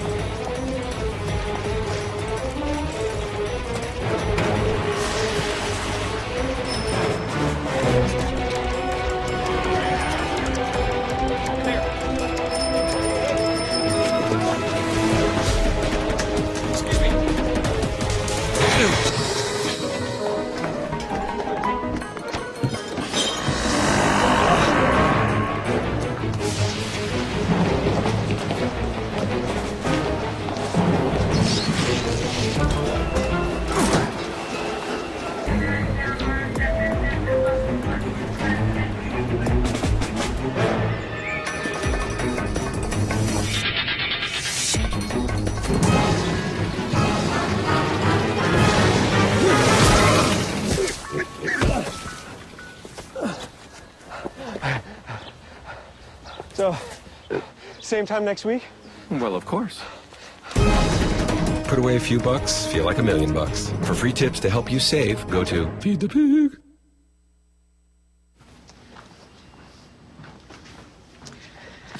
All right. I know this isn't any fun to talk about, but we should. Okay. So who's going to do what? I'll pack the dead batteries. Great. I'll only put what I don't need into a duffel bag. Perfect. That's totally unhelpful. No problem. Meanwhile, I will try to comfort everyone by speaking in a calm voice. And I'll try to get the generator going without any gas. Oh, let's not forget the cell phones, which probably won't work. Right. And who is going to handle supplies? I can forget to do a list for us. Thanks, pal. Well, I think we couldn't be any less prepared. I'm proud of you guys. Talk to your kids about who to call, where to meet, what to pack. Visit ready.gov/kids for tips and information. Hey, thanks for stopping by. You know, I followed your character since the first episode. I'm a big fan. Big fan. Thank you. And listen, your storyline, it makes for incredible TV drama. Thing is, your drug use is very adult content. Too adult for the kids. So I'm gonna have to block you. Oh, man. Yeah. Well, have a good one. You're a nice lady.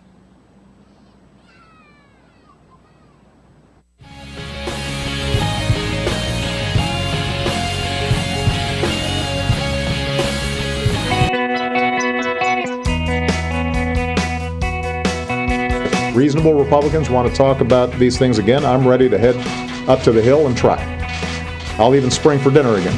This is the Bill Press Show. There you go, 33 minutes after the hour. President says, I'll buy them lunch or dinner. They just reopened the government, then we can talk about anything. That was his message yesterday at the news conference at the White House in the briefing room. I was there.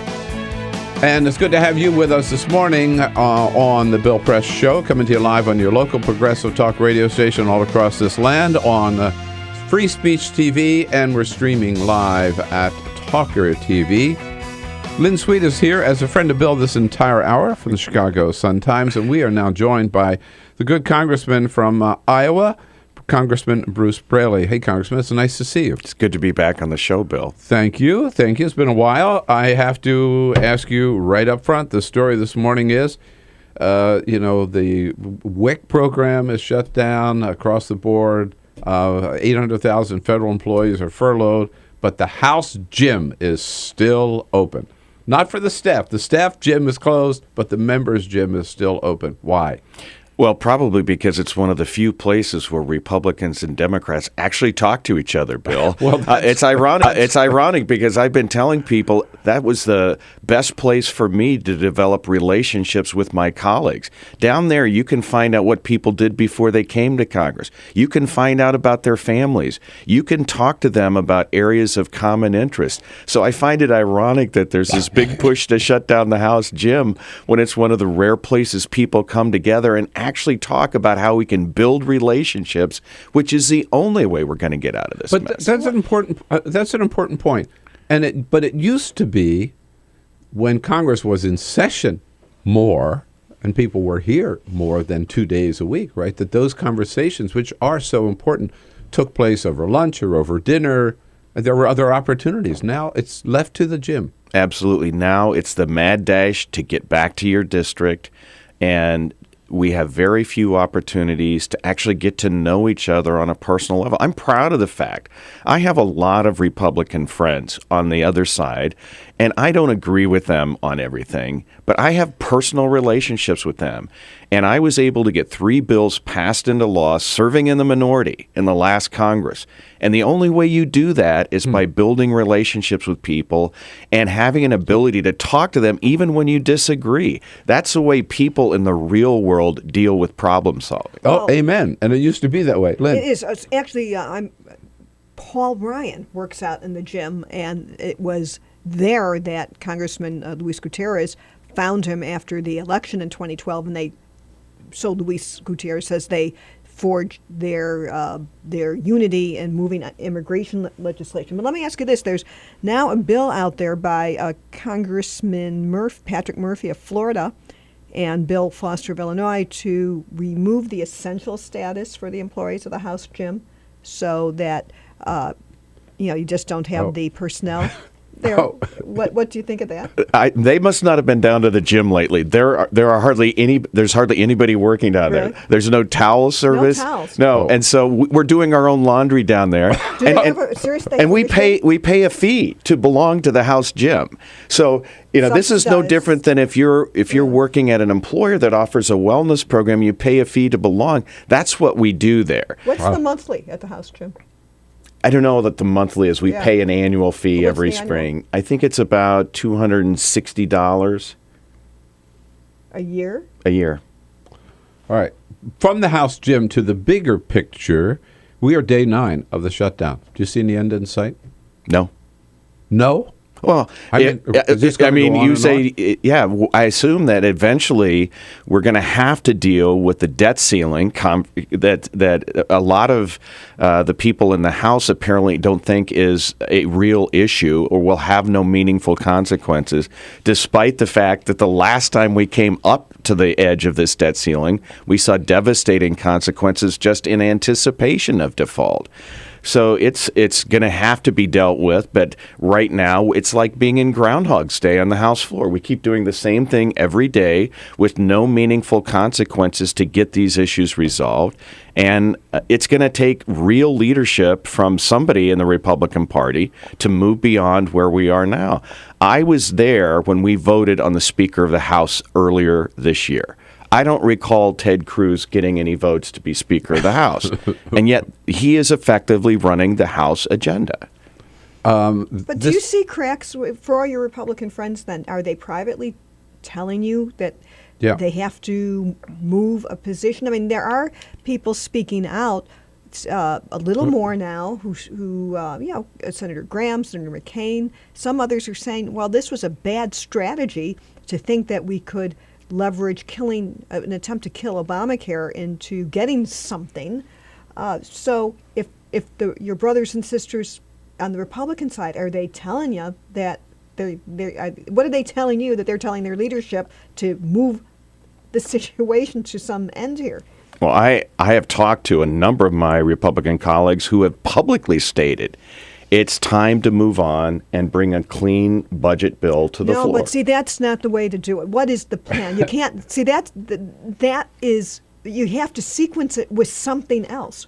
But I want to ask. Well, no, I don't understand what you're saying. That's what can bring this bill, this part of the problem, to the floor. And the Speaker said yesterday that there aren't the votes to pass it. I think he's blatantly wrong on that. If you bring this bill to the floor, you will get 218 votes for it. He's just afraid of having that happen. Afraid of success. So I was going to ask you, because President Obama yesterday said, again, let's have a vote today. We can just get this thing over with. That's right. And if there were such a vote, you're convinced? I'm convinced there would be the votes to pass it. And he won't do it because? Because he is afraid of the consequences of success. And the consequences of success, consequences. So the government would reopen, but for him, he's afraid of losing his job. I mean, is it really boiled down to that? I think there's that, and I think there's also an incredible amount of pressure that he is hearing from his members who go home and have their beliefs reinforced by the people they're talking to that there is a path forward to repeal Obamacare. Right. They believe that in the core of their being. I want to share with you my concern right now because I think this shutdown is a disaster. The sequester was a disaster. The default would be the worst of all, right? So, and I think President Obama is absolutely right on all this issue. But my fear is, we were told the sky was going to fall with the sequester, and then they carved out TSA and they carved out air traffic controllers, and we're like 8 months into the sequester. A lot of people are hurting, but still, countries moved on. We were told the sky was going to fall with the government shutdown. We're 9 days into it right now. For most Americans, life goes on. And now there are people saying, oh, default's not going to be that bad. Here's the front page of the New York Times today. Senator Richard Burr from North Carolina is saying, well, we may not be able to pay all of our bills, but it won't be so bad. We'll pay some of our bills. And, I mean, why aren't the American people more upset about what's going on? And do you think that not paying our bills, defaulting, not raising the debt ceiling, will bring the economic catastrophe that people predict? Yes, because I was here in 2008 and the end of 2008 when we dealt with the last economic calamity. And we saw what happened when Congress failed to take action. The markets responded in a single day, and the tumbler started to fall. So people who want to believe that if we default on our debt, nothing bad is going to happen, I challenge them to explain to the American people what they're going to do to restore confidence in the economy once it starts to crumble. People are already starting to contact my office. The sad reality is unless the sequester impacts you, unless the shutdown impacts you, you don't feel the effects of what's happening.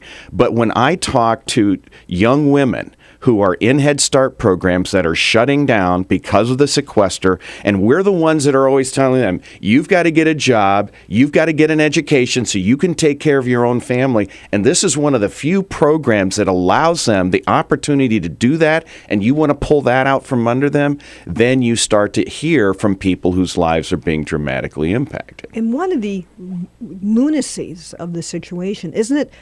It's likely now that all federal workers in the end will get pay even if they have not worked during this period. Won't Congress agree to that? Well, the House took that vote. Right. The Senate hasn't taken it up yet, but that's the reality. Yeah. Right, so the reality is services are being denied to people who need them. Workers aren't working who, in the end, however this is resolved, and someday it will be, are going to get paid anyway. Though, can I just tell you, I live on a block with my good neighbors are federal workers, and it's still a very nerve-wracking time. In this town, when you say you may not be affected, you know, in Chicago there are thousands of federal workers and people who work at Great Lakes. This is a real nervous time because, you know, it's easy for me to say, oh, they'll probably get paid, but you want to know it if it's your paycheck in question. And if it's up to Congress to make that happen right now, you know. Yeah. But I was talking to a union organizer in the Quad Cities on Monday of this week. They had a certification election that night. And those employees and that employer are in a state of limbo because there were not people there to certify the election results because of the shutdown. And there are ripple effects throughout the country that people are just now starting to feel. Congressman Bruce Braley with us from Iowa. What district in Iowa? First District. The First District in Iowa. We are in day 9 of the shutdown with the crisis of the debt ceiling looming just a week away and no end in sight. Your questions, your comments, you rarely get a chance to ask a member of Congress a question. You can do so right here at 866-55-PRESS. We'll be back on the Bill Press Show. Stay with us. On your radio, on TV, and online. This is The Bill Press Show.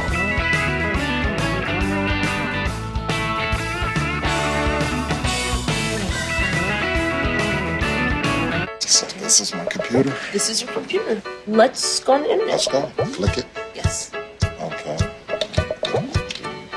I cursor in between the R and the E. Racing done. I want you to just push the battery. She's gonna love me all over again. That's it. Jamaica, here you go. Here we go. Good job. Thank you. Thank you. And I did it by myself. Feel smarter. So, I'm kind of new here, but I've noticed a trend. My human does this funny thing where she goes around and gets all my toys, and then she hides them in that basket by the door. You know, but it's always the same basket, and it's always in the same place. And then she acts so surprised when I find them, but, you know, she's putting them in the same basket. Again. It's like, hello? That's where you put it last time. You were the worst at hide and go seek.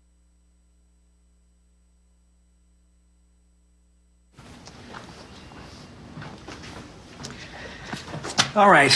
I know this isn't any fun to talk about, but we should. Okay. So who's going to do what? I'll pack the dead batteries. Great. I'll only put what I don't need into a duffel bag. Perfect. That's totally unhelpful. No problem. Meanwhile, I will try to comfort everyone by speaking in a calm voice. And I'll try to get the generator going without any gas. Oh, let's not forget the cell phones, which probably won't work. Right. And who is going to handle supplies? I can forget to do a list for us. Thanks, pal. Well, I think we couldn't be any less prepared. I'm proud of you guys. Talk to your kids about who to call, where to meet, what to pack. Visit ready.gov/kids for tips and information. Hey, thanks for stopping by. You know, I followed your character since the first episode. I'm a big fan. Big fan. Thank you. And listen, your storyline, it makes for incredible TV drama. Thing is, your drug use is very adult content. Too adult for the kids. So I'm gonna have to block you. Oh, man. Yeah. Well, have a good one. You're a nice lady.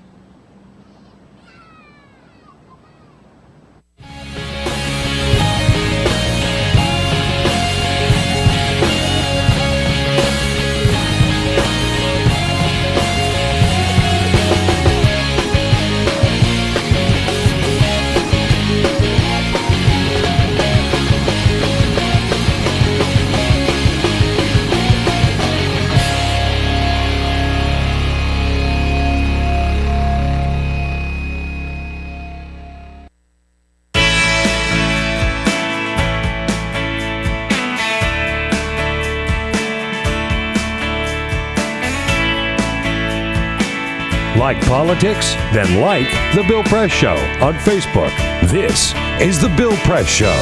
12 minutes before the top of the hour, we're going to talk about the McCutcheon case.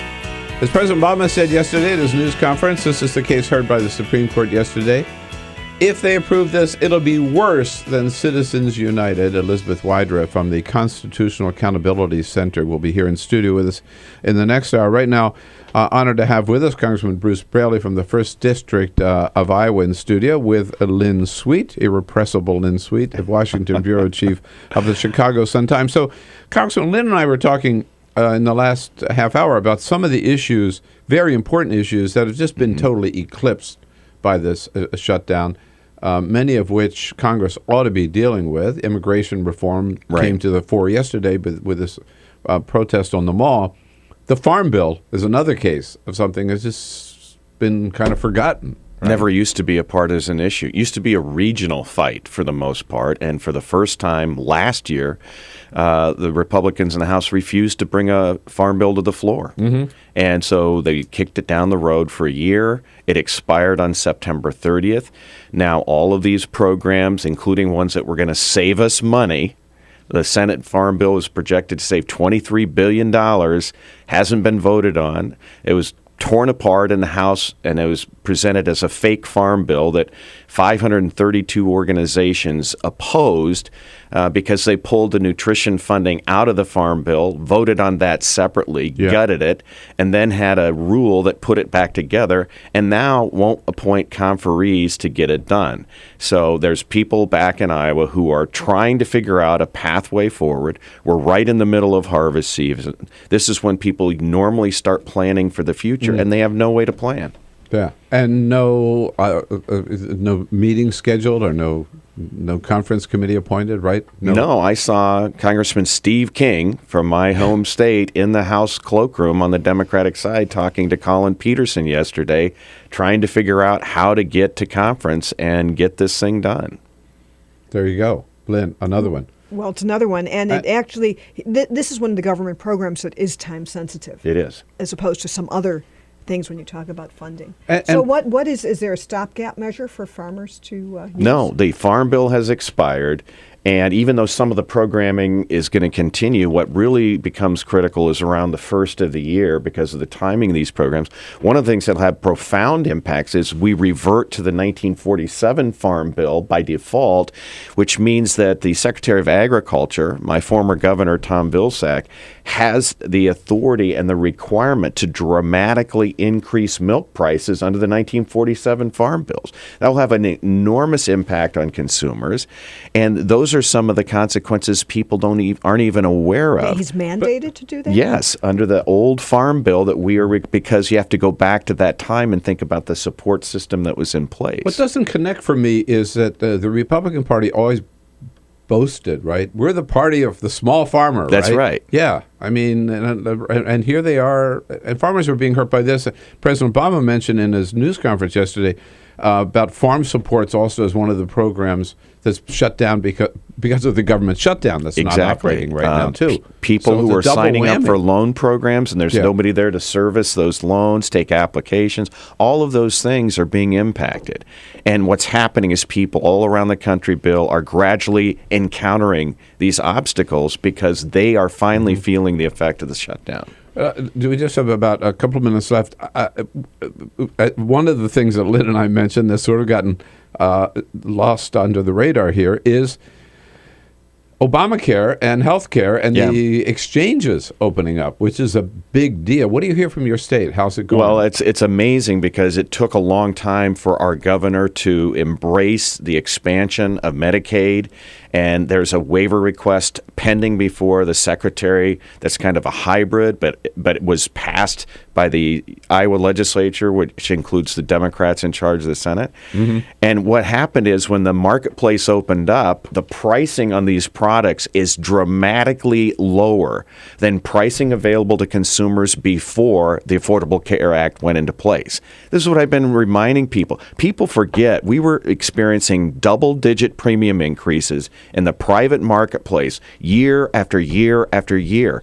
And now, for the first time since the 1960s, we've seen healthcare costs go up less than 4% in 2 consecutive years. So the reality is the effects that were supposed to happen are happening. Consumers are having a lot more options to choose from. And what's going to happen is as people go into those marketplaces and get coverage, I think it's going to push back against this narrative that Obamacare is going to be horrible for consumers.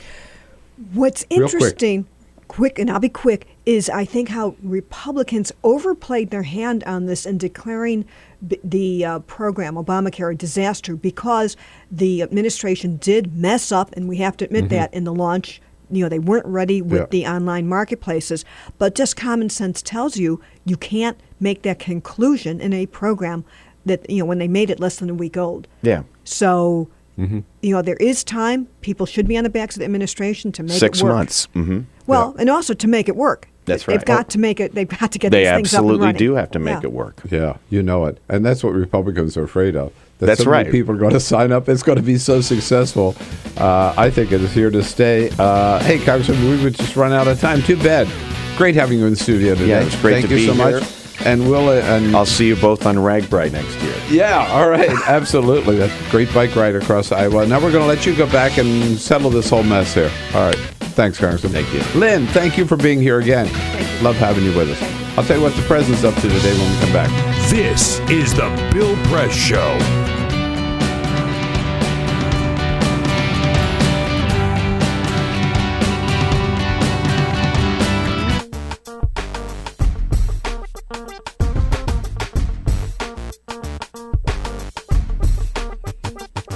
Hey, if you like those first 2 hours, you're going to love our third hour. Of course, we won't be able to see it on Free Speech TV. That's too bad. But you can see us on our video stream, Talker TV.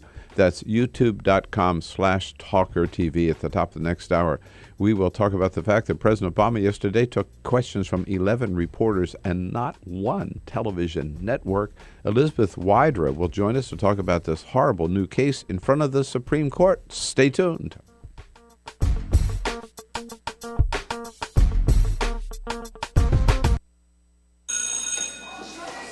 Don't look at me.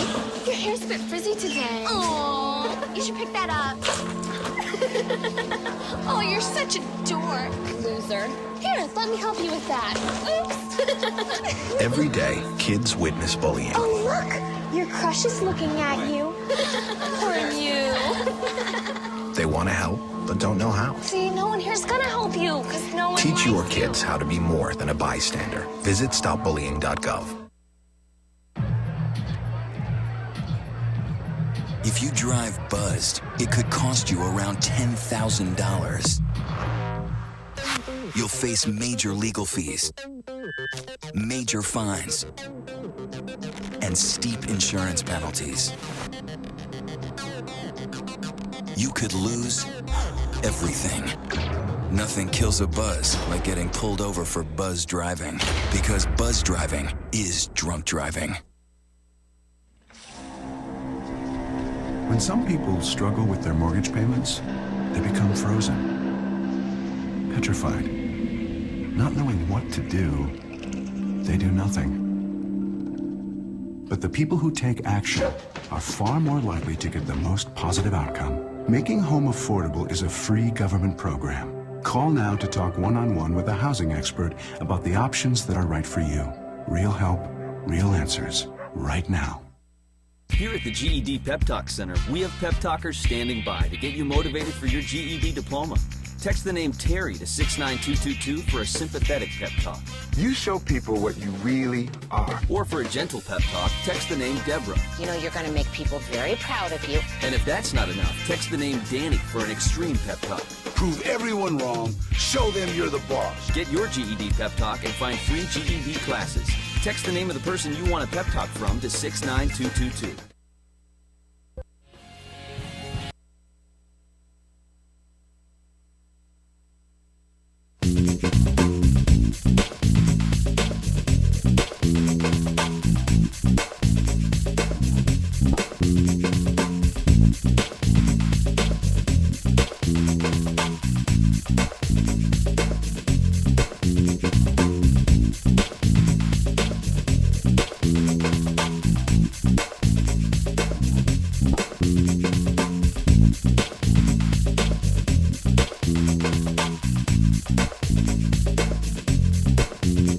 Coming up with Elizabeth Wydra from the Constitutional Accountability Center. Meanwhile, President Obama today, only a couple of events on his public schedule so far. He'll be getting the daily briefing with the Vice President at 10:15. At 12:30, he and the Vice President have lunch. Meanwhile, those of us in the press corps will be meeting with Jay Carney in the briefing room at the same time at 12:30. And then 2 o'clock this afternoon, the president is giving 4 different television interviews to local TV stations. This is the Bill Press Show.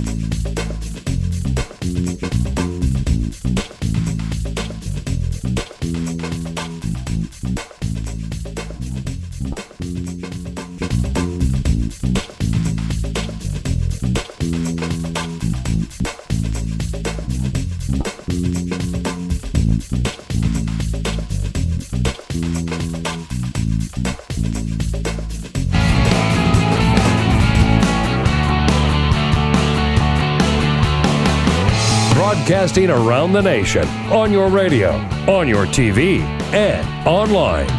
This is The Bill Press Show. Larry Summers out of here. Janet Yellen in. Nominated today by President Obama as the next head of the Fed. Good move, Mr. President. And good morning, everybody. Great to see you today on this Wednesday, October 9. And welcome to the Bill Press Show. We are coming to you live from our nation's capital, Washington, D.C. We're on Capitol Hill, just down the street from the Do-Nothing Congress. Still mired in shutdown with no way to get out of the muck that we can see. President Obama tried yesterday saying, hey, come on, guys, let's be reasonable here. Just have a vote, open up the government, and then we can sit down and talk about anything that's on your mind. We can go line by line through the Affordable Health Care Act if you want to, but don't hold the government hostage just for doing your job. Those words fell on deaf ears. John Boehner, just about an hour later, saying, no way, no how, we ain't going to surrender, and we'll see where we go from here. We'll talk about it all, bring you up to date on it, and get your calls and your comments. Your calls welcome at 866-55-PRESS. Your comments welcome on Twitter at BP Show and on Facebook at facebook.com/BillPressShow. I'm here with the team today, Peter Ogburn and Dan Henning. Hey. Good morning. And when those calls come in, Alicia Cruz captures the calls and keeping us looking good on the video stream at Talker TV, youtube.com/Talker TV. Cyprian Bolding, our videographer. Thank you, Cyprian. I just was reading this morning, they had a fundraiser and a roast the other night. Rupert Murdoch sponsored it. You already know it's trouble. It was a roast honoring former Vice President Dick Cheney. More trouble. And the roasters included Joe Lieberman and Scooter Libby. Wow. Haven't heard that name in a while. All kinds of trouble. Joe Lieberman joked. This is at the Plaza Hotel in New York. And Joe Lieberman joked, isn't it nice that we're all here at the Plaza instead of in cages after some war crimes trial? Oh, that's funny. Yeah. Boy. It's a little cringy. There were also jokes about waterboarding and, yeah. Mm-hmm. All the hits, right? Yeah. That whole gang should have been taken to a war crimes trial. Everybody in the room. Man. Maybe a little more fun with Jon Stewart last night. He has been really, really good and strong on the shutdown, particularly going after Republicans for all the lame excuses they have for shutting down the government. Here he is. Can we stop having the conversation about it? Both sides are going to blink. Oh, it's going to. They had a deal, but Obamacare. We decided to take a stand. Look, you think Obamacare is a big enough threat to this country that you need to shut down the government over it? Fine. Own it. Don't fart and point at the dog. That is, yes. It's brilliant because we've all done it. Yeah, sure. There was a weird but that's sort of... it. Yeah, we're shutting down the government, and we're blaming it on Obamacare. No, they're not. They're not doing anything about Obamacare. Obamacare is still there. It is still alive. It's stronger than ever. The health exchanges are open. They didn't touch Obamacare, but they shut down every other part of the freaking government, of course, except for some parts they want to keep going, like the post office. Yeah. But so they talk about Obamacare, and then they shut down the government, which had nothing to do with Obamacare. It is so idiotic. We were also living this bizarro world yesterday where Republicans were giving Jon Stewart credit for giving a tough interview to Kathleen Sebelius. That whole conservative love affair with Jon Stewart didn't last long. No. He made sure to smack them down last night. No, it didn't last long. And sadly, Kathleen Sebelius, whom I think is great, by the way, she didn't seem to be prepared for that interview. And, she reminded me of the system that crashed. Yeah. Yeah, not ready. All right, we're going to talk about the latest on the shutdown, on the debt ceiling, on President Obama's news conference yesterday.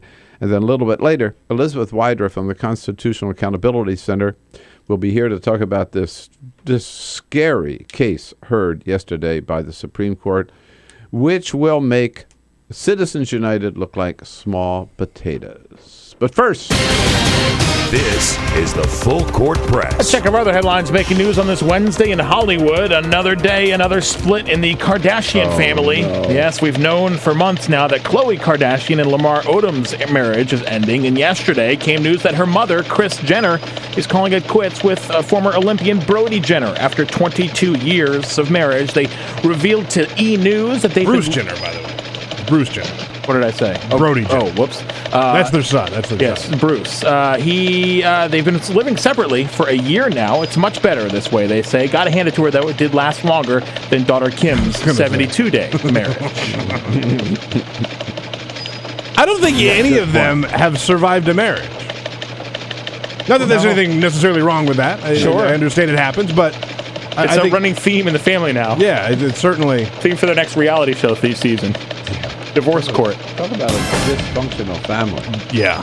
There's a new, more secure $100 bill that was released by the U.S. Mint this week, and security does not come cheap. The new C-Note costs 60% more to produce than the previous version because of the added counterfeit prevention features, including a 3D ribbon and specialized ink patterns. One $100 bill now costs 12.5 cents to produce. The last one cost 7.8 cents to produce per bill. What's it worth? $100. But so still worth $100. It doesn't matter what it just costs. costs more to make it. Yeah. And those pink penalty flags that referees used during NFL games last weekend to help promote Breast Cancer Awareness Month will not return to the playing field this weekend. Associated Press telling us that because players were using pink towels, pink gloves, wearing pink shoes, there was too much pink. And the flags blended in. It was confusing to see when there was actually a penalty in a play.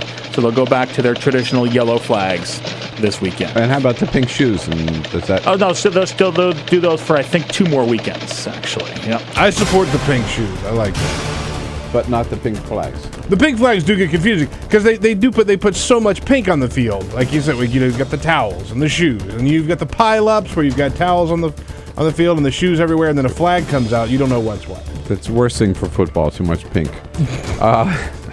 Plus, it clashes with the uniform. Yeah, there you go. It was a big day at the White House yesterday. President Obama scheduling a sort of a last-minute news conference with reporters. He wanted to get the message out about his flexibility and his willingness to negotiate. I think he accomplished that. In over an hour of questioning, he made it very, very clear that he was willing to that the government shutdown is totally without purpose. If there are issues they want to deal with, he is willing to sit down with any Republican who wants to, anytime, for as long as it takes to talk about any issue they want to talk about. It's just he was saying, come on, guys, but reopen the government. You don't shut down the whole government because you've got a pet peeve called Obamacare or whatever it happens to be at the moment. And President Obama pointing out once again, hey, we could resolve this pretty easily. Let's just have a vote today.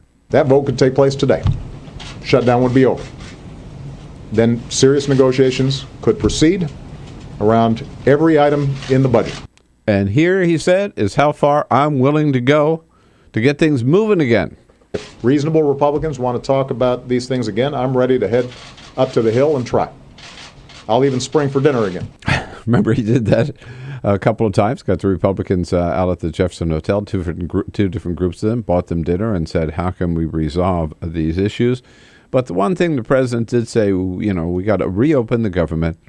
But what doesn't fly is trying to decide day by day by day, which Republicans have been doing, passing these silly bills that are not going to go anywhere, that, well, let's see, we'll open that department, but no, that one's going to say close. So every day we sort of like pick a different favorite. Doesn't work that way. Once you have a budget and a government with a set of functions, you make sure that it's all operating. We don't get to pick and choose based on which party likes what. And the president did leave the door a little bit open here. That seemed to be the carryaway most reporters took away from the news conference yesterday when he said, look, we would prefer raising the debt ceiling, which comes up next week again on the 17th of October. We'd prefer raising it for at least a year at a time so we don't have to go through this government by crisis every 3 weeks.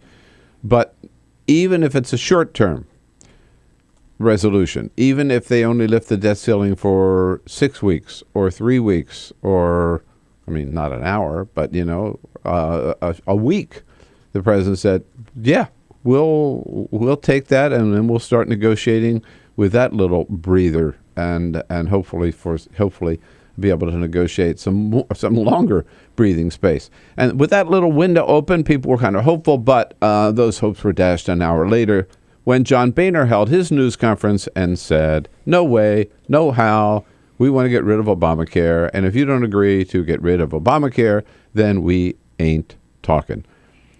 So that's the stalemate as it is today, with, again, the debt ceiling looming on October the 17th.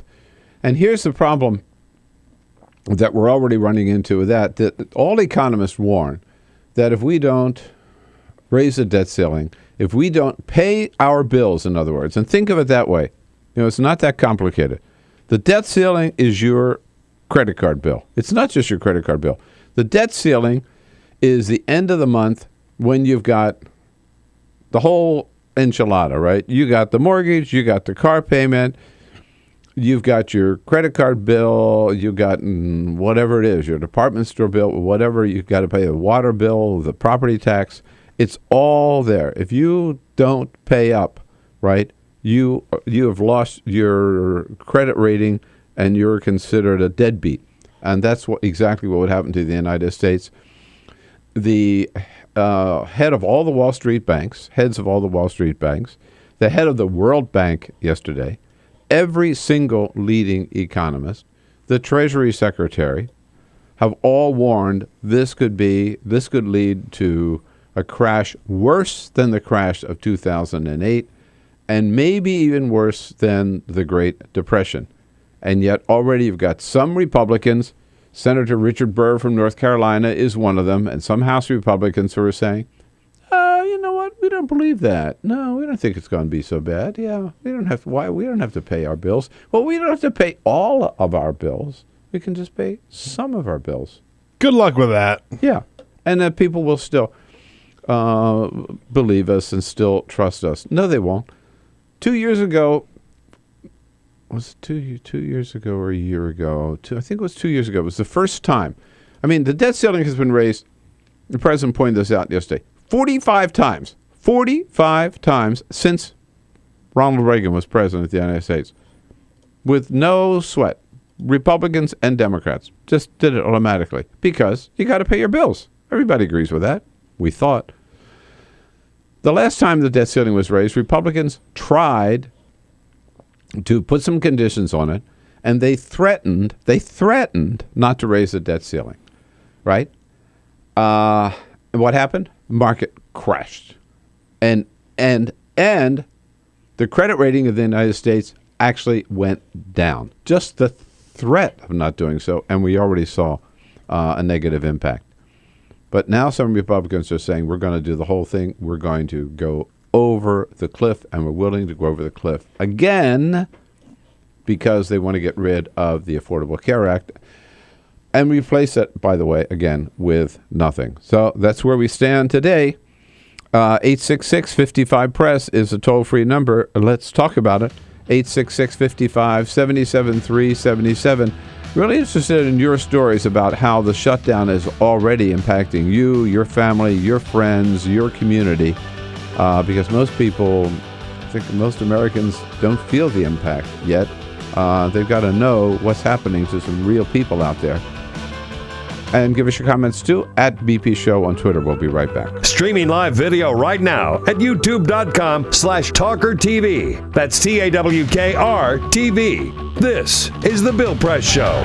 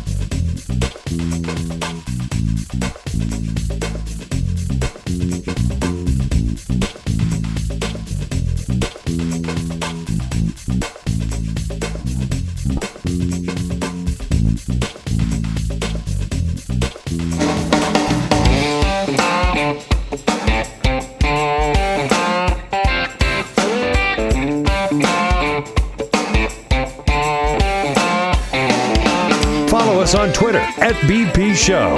This is The Bill Press Show. Here we go, 25 minutes after the hour now. Yes, indeed, the shutdown, as bad as it is, real people getting hurt. The debt ceiling coming up, and it looks like Republicans are willing to take us right into that and right over the cliff. Dell is calling from Freeport, Illinois. Hello, Dell. Good morning. Hello, Dell. Hi there, Bill. Hey. The Republicans don't have anything to bargain with. They're demanding negotiations, but they're in a position where they have nothing to offer Democrats whatsoever. Freeport, Illinois, we lost the Sensata plant last year. On our list of demands, if we were to make one, we could rip up a couple of trade treaties. We could raise the cap on SSI. The Republicans aren't willing to give anything. All they want to do is take. They're not bargaining from a position where they have anything to offer. No, I think the only thing they have to offer is shutting down, reopening the government, which they refuse to do. But, the other thing is, Dell, they're willing to take the next step. They have said, Boehner has said, willing to go into default and not raise the debt ceiling again if they don't get their way on Obamacare. When can we call it sedition? At what point can we say these people are hurting the country? You know what? I think you can say it already. I really do believe that. I think what they're doing is un-American. I think it is sedition. I think it is undermining the strength of this country, and they ought to be called on it. Thanks, Dell. Paul is out in Chicago. Hello, Paul. Hey, hi, Bill. Thanks for taking my call. Glad you're there.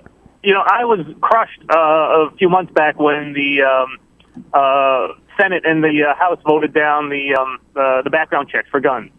And yes. I didn't see the Democrats going out saying we're shutting down the government until we get our way on this. I mean, I think that's a much better issue than this one. If you're going to go out and threaten to hold the people hostage, literally in that case, because you got all these guns and background checks now that aren't in check.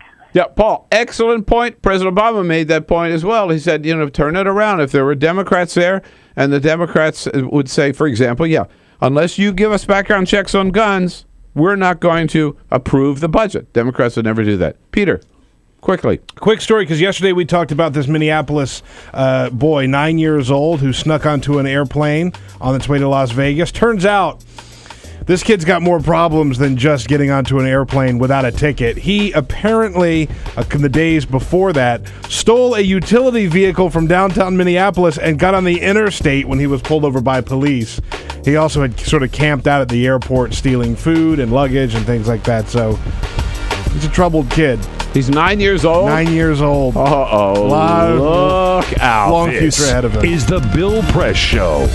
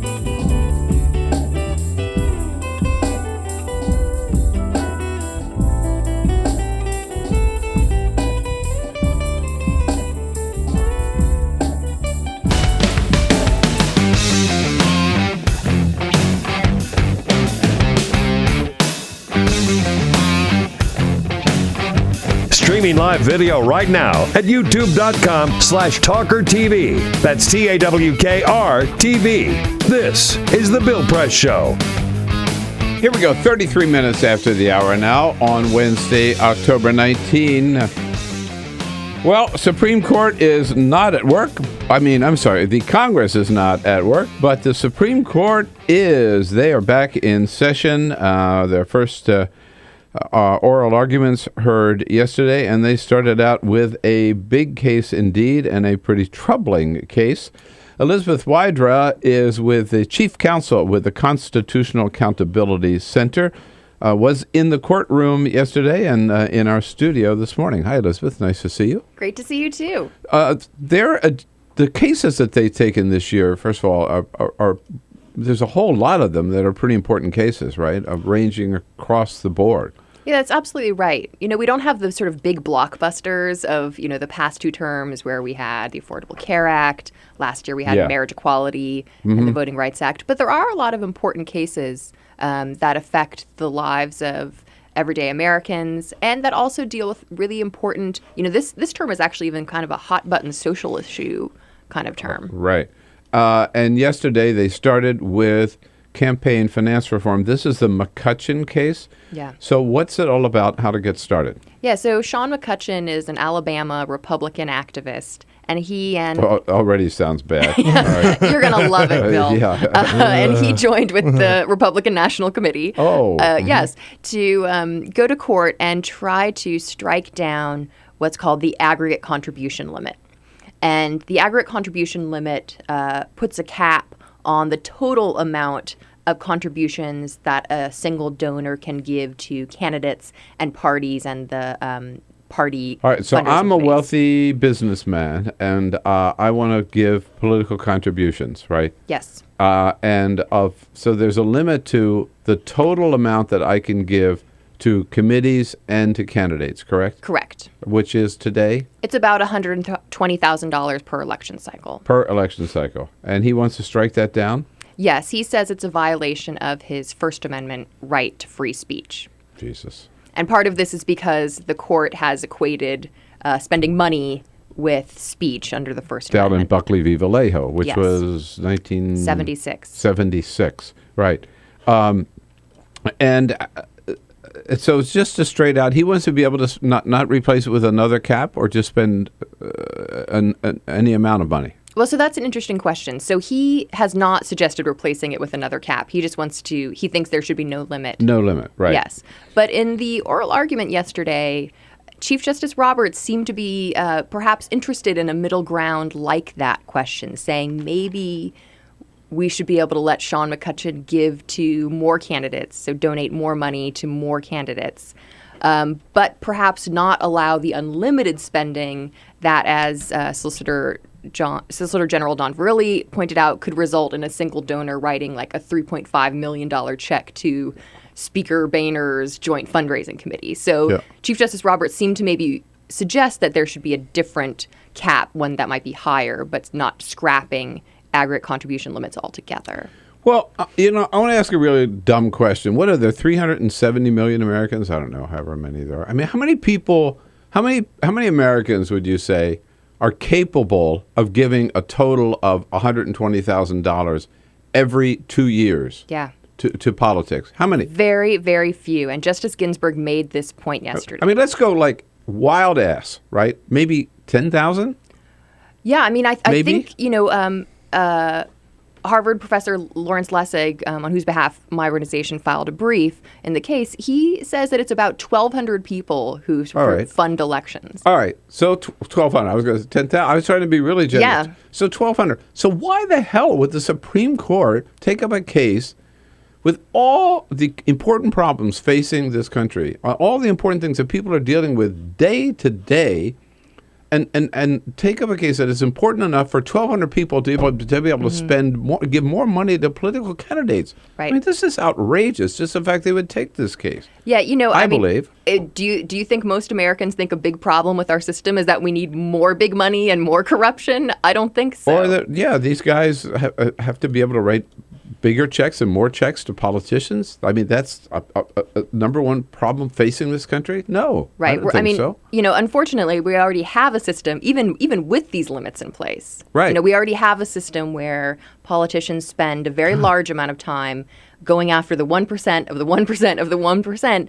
And if the court scraps these contribution limits, then that piece of America on which the politicians focus will get even smaller, and that's not a good thing. This benefits the Koch brothers and Sheldon Adelson and Foster. What was it? Foster Freeze. Right. Foster Freeze. Foster Freeze. Right. Those Right. are the guys. And so, Or even a George Soros on the Democratic side who Right. doesn't give as much money as people believe. Mm-hmm. It's that ilk, if you will, right? well, and so it was ironic because yesterday, Why didn't speaking of Sheldon Adelson, Yeah. Justice Scalia in particular kept saying, well, why is it so important that we keep these aggregate contribution limits when already you can have an independent expenditure of, as Right. much as you want, $40 million, however much you Yeah. want. And finally it came to Justice Kagan to say, well, whose fault is that conservative majority Thank who wrote you. Citizens Thank you. United? I was just going to say, yeah, that's because of Citizens United. Right. It's like, it's like murdering your parents and throwing yourself on the mercy of the court because you're an orphan. It's totally a silly justification. So President Obama yesterday was asked about this at our briefing at the White House, and he said that this case could be worse than Citizens United. Do you agree? I think it depends. Or at least it compounds. Absolutely. It could be worse, I think, than Citizens United if the court takes the radical position that's been advocated by Senator Mitch McConnell that there should be no limits whatsoever on political contributions. It's sort of been sacrosanct since at least, the 1940s, if not earlier, that Congress can place limits on direct contributions to political candidates. And if the court strikes that down, says you can't put any limits on it, I think that is big trouble for democracy in America. So how did the oral arguments go? Sitting there listening, and we've made this point, and you have made this point on our program many times, you can't really read that much into the oral questions because they can trick you. They ask tough questions and then they vote the other way. But given that caveat, any indication of how the court might go? Well, it was really interesting yesterday. I think a lot of us, especially those of us who were also in the courtroom for Citizens United, came in with extremely low expectations for what the court was going to do. Right. And the fact that Chief Justice Roberts, who was really the one that everyone is watching because he has not really made his position clear on, when it comes to contributions. He was in the majority on Citizens United, but he also suggested that contribution limits could be upheld. And he seemed, like I said, not to be willing to go to the extreme radical view that there might not be any justification for an aggregate contribution limit. He said repeatedly to the Solicitor General that, I get your point that a single donor giving $3.5 million, presenting that check to, Speaker Boehner or Majority Leader Reid, could be a problem in terms of corruption. But he did want to find a way to allow Sean McCutcheon to give to more candidates. How's Kennedy on this issue? Well, Kennedy, when it comes to the First Amendment, is not particularly fond of campaign finance limits. So he buys into this money equals speech kind of argument. Absolutely. Yeah. And yesterday he seemed to ask questions that suggested, again, he wasn't as involved in the questioning, but I don't really see any reason why he wouldn't find that this problem is similar to things that he's seen as problems with the First Amendment before. Did Clarence Thomas ask a lot of questions? Oh yes, he just dominated the whole time. No, as always. Dana Milbank has a good column in the Washington Post this morning on yesterday's hearing, and the one line that they popped out here in the Post is, The Supreme Court's rationale for easing more campaign finance rules is this: they've already allowed the system to become so flooded with money that more won't hurt. Exactly. It was really... That's pretty sad. It's very sad. And it's Citizens United. And they kept, yesterday they kept after saying... Citizens United Katie barred the door, right? Right. And they said, well, if giving a direct $3.5 million donation to Speaker Boehner is going to cause him to be unduly influenced, isn't he going to be unduly influenced by the, $1 million check you independently spent? It's like, yeah, and that's why Citizens United was wrong. But it's the conservative majority's own fault.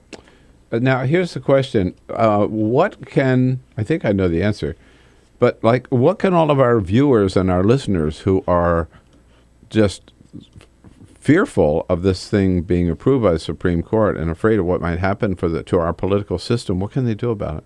Well, I think it is important to... Pray? Yes, yes, yes. To make their voices heard. There was a backlash over Citizens United, and the court doesn't give a damn. They're there for life. Well, I would hope that someone like Chief Justice Roberts, who is concerned about his legacy and does want the court to be seen as, a more moderate and less radical institution, might pay attention to that. And, the wisdom of the American people is that we don't need more big money in politics. And that matches up with what the founders of our country thought. And if the court looks fairly at the Constitution and its own precedent, that's what that says as well. And so, we're not asking the court to do anything other than follow the Constitution and follow the law. And it happens to match up with the common sense wisdom of the American people. That makes so much sense. I guess Justice Scalia could never swallow it. But at any rate, Elizabeth Wydra here from the Constitutional Accountability Center about this frightening case before the Supreme Court yesterday. One of many issues they'll be tackling this year. Join the conversation anytime. We'll be right back here on The Bill Press Show. 866-55-PRESS, our toll-free number. Streaming live video right now at youtube.com/TalkerTV. That's TAWKR TV. This is The Bill Press Show.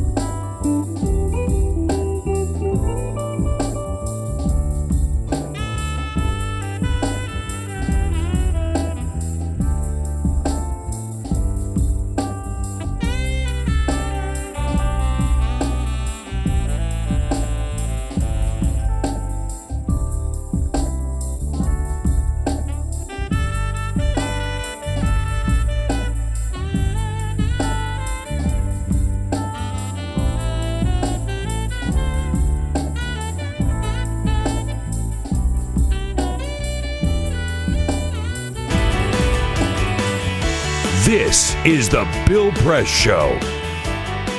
12 minutes before the top of the hour, the Supreme Court is back in business, and some of us wish they were not, given some of the cases that they're going to be hearing this year and the players. But keep hope alive. Elizabeth Wider is there fighting the good fight for all of us and her colleagues at the Constitutional Accountability Center. Their website is theconstitution.org. The USconstitution.org, I'm sorry. The USconstitution.org. And tells you all the great work that they're doing here on many different issues. Starting with this one we're talking about today, campaign finance reform. Your call's welcome at 866-55-PRESS. Before we get to those calls, Peter had a quick we are on Twitter at BP Show. You could find us there. Margaret weighs in, says the 1% will always get the best government money can buy. The 99% can apparently suck it. Thank you, Margaret, for the comment. We're at BP Show on Twitter. Thank you, Margaret. Scalia yesterday, Elizabeth said, quote, it's not that we're stopping people from spending big money in politics. When you add all of that up, I don't think $3.5 million is a heck of a lot of money. I mean, really? Yes, really. I mean, that was a jaw-dropping Even for moment. a Supreme Court justice, it seems to me that $3.5 million is a lot of money. Yes. Should be. Yes. And it certainly is to the American people. And, and I thought that it was a great contrast in sort of being out of touch that Ginsburg pointed out that most Americans can't even think of giving the $120,000 that you can currently give under the Most aggregate Americans contribution can't think of giving $120 to any politician, right? Exactly. I mean, the number of people who write political checks is really very, very small. And the ones who write checks for $1,000, I mean, is even smaller. And then the idea, the people who could write $120,000 total, it's just nuts. So the thought that this aggregate contribution limit, which really does work to prevent corruption, is stifling the spending of political money is, I think, really, really a mistake. Let me tell you something else. You drop $3.5 million in the hands of any politician. That politician thinks it's a hell of a lot of money. Absolutely. Jim is calling from, here we go, River Grove, Illinois. Hey, Jim, weigh in here. What do you say? Hi, Bill, and thanks to you and your guests for bringing this up. The amount of contribution should be based on what the average American can afford. Wealthy people start putting in all this money, even $120,000. It's a poker game to them. Totally. They're not taking this serious. It's based on they can afford to drop this. It's no big deal to them. So it's just like holding our country hostage with the government shutdown. Now they think they can do that. No. They think this is their country. It's our country. And we should determine the limit on how much can be contributed to a politician, not the Supreme Court. Yeah, I agree, Jim. And that idea that you base it on what the average American can afford today, given today's economy, it would be minus something, right? The politicians would have to be paying us for their... Well, unless you're Justice Scalia, where, $3.5 million isn't a lot of money. Unless Yeah, can you imagine getting to the point where somebody says, writing a check to any politician or in any committee for $3.5 million. And you know what happens, of course? The people who write those big checks, they're the ones who get their phone calls returned. Yeah, and that's a big problem. Right? Yeah. As James Madison wrote at the founding of our country that our representative democracy should be dependent on the people alone. And who are those people? He said, not the rich more than the poor. And I don't think many people would say that that's the kind of system that we still have today. There's no way, I believe, under the Constitution, you could read, as you point out here on your website and in your comments this morning, no way under the Constitution you could read the Constitution and believe that what the Constitution would allow or what our founding fathers would encourage for people writing checks for $3.5 million. Right. Yeah. So keep up the good fight there, Elizabeth. Go in Thank there. you. No idea when this will be decided, right? It always takes some. Yeah, probably a few months. I don't think this is going to be one that will wait till the last day of the term in June, but probably 3 or 4 months. All right. So Elizabeth's advice is to raise hell. Let them know. The Supreme Court, you can email them. You can write them. You can go to the USconstitution.org and sign up. Raise hell. and pray that on top of Citizens United, we don't get the McCutcheon case as well. Thanks, Elizabeth, for all your good work. Thanks for coming in. My pleasure. I wrap it up with a parting shot next. Go mobile with Bill Press. Download podcasts at BillPressShow.com and listen anytime, anywhere. This is The Bill Press Show.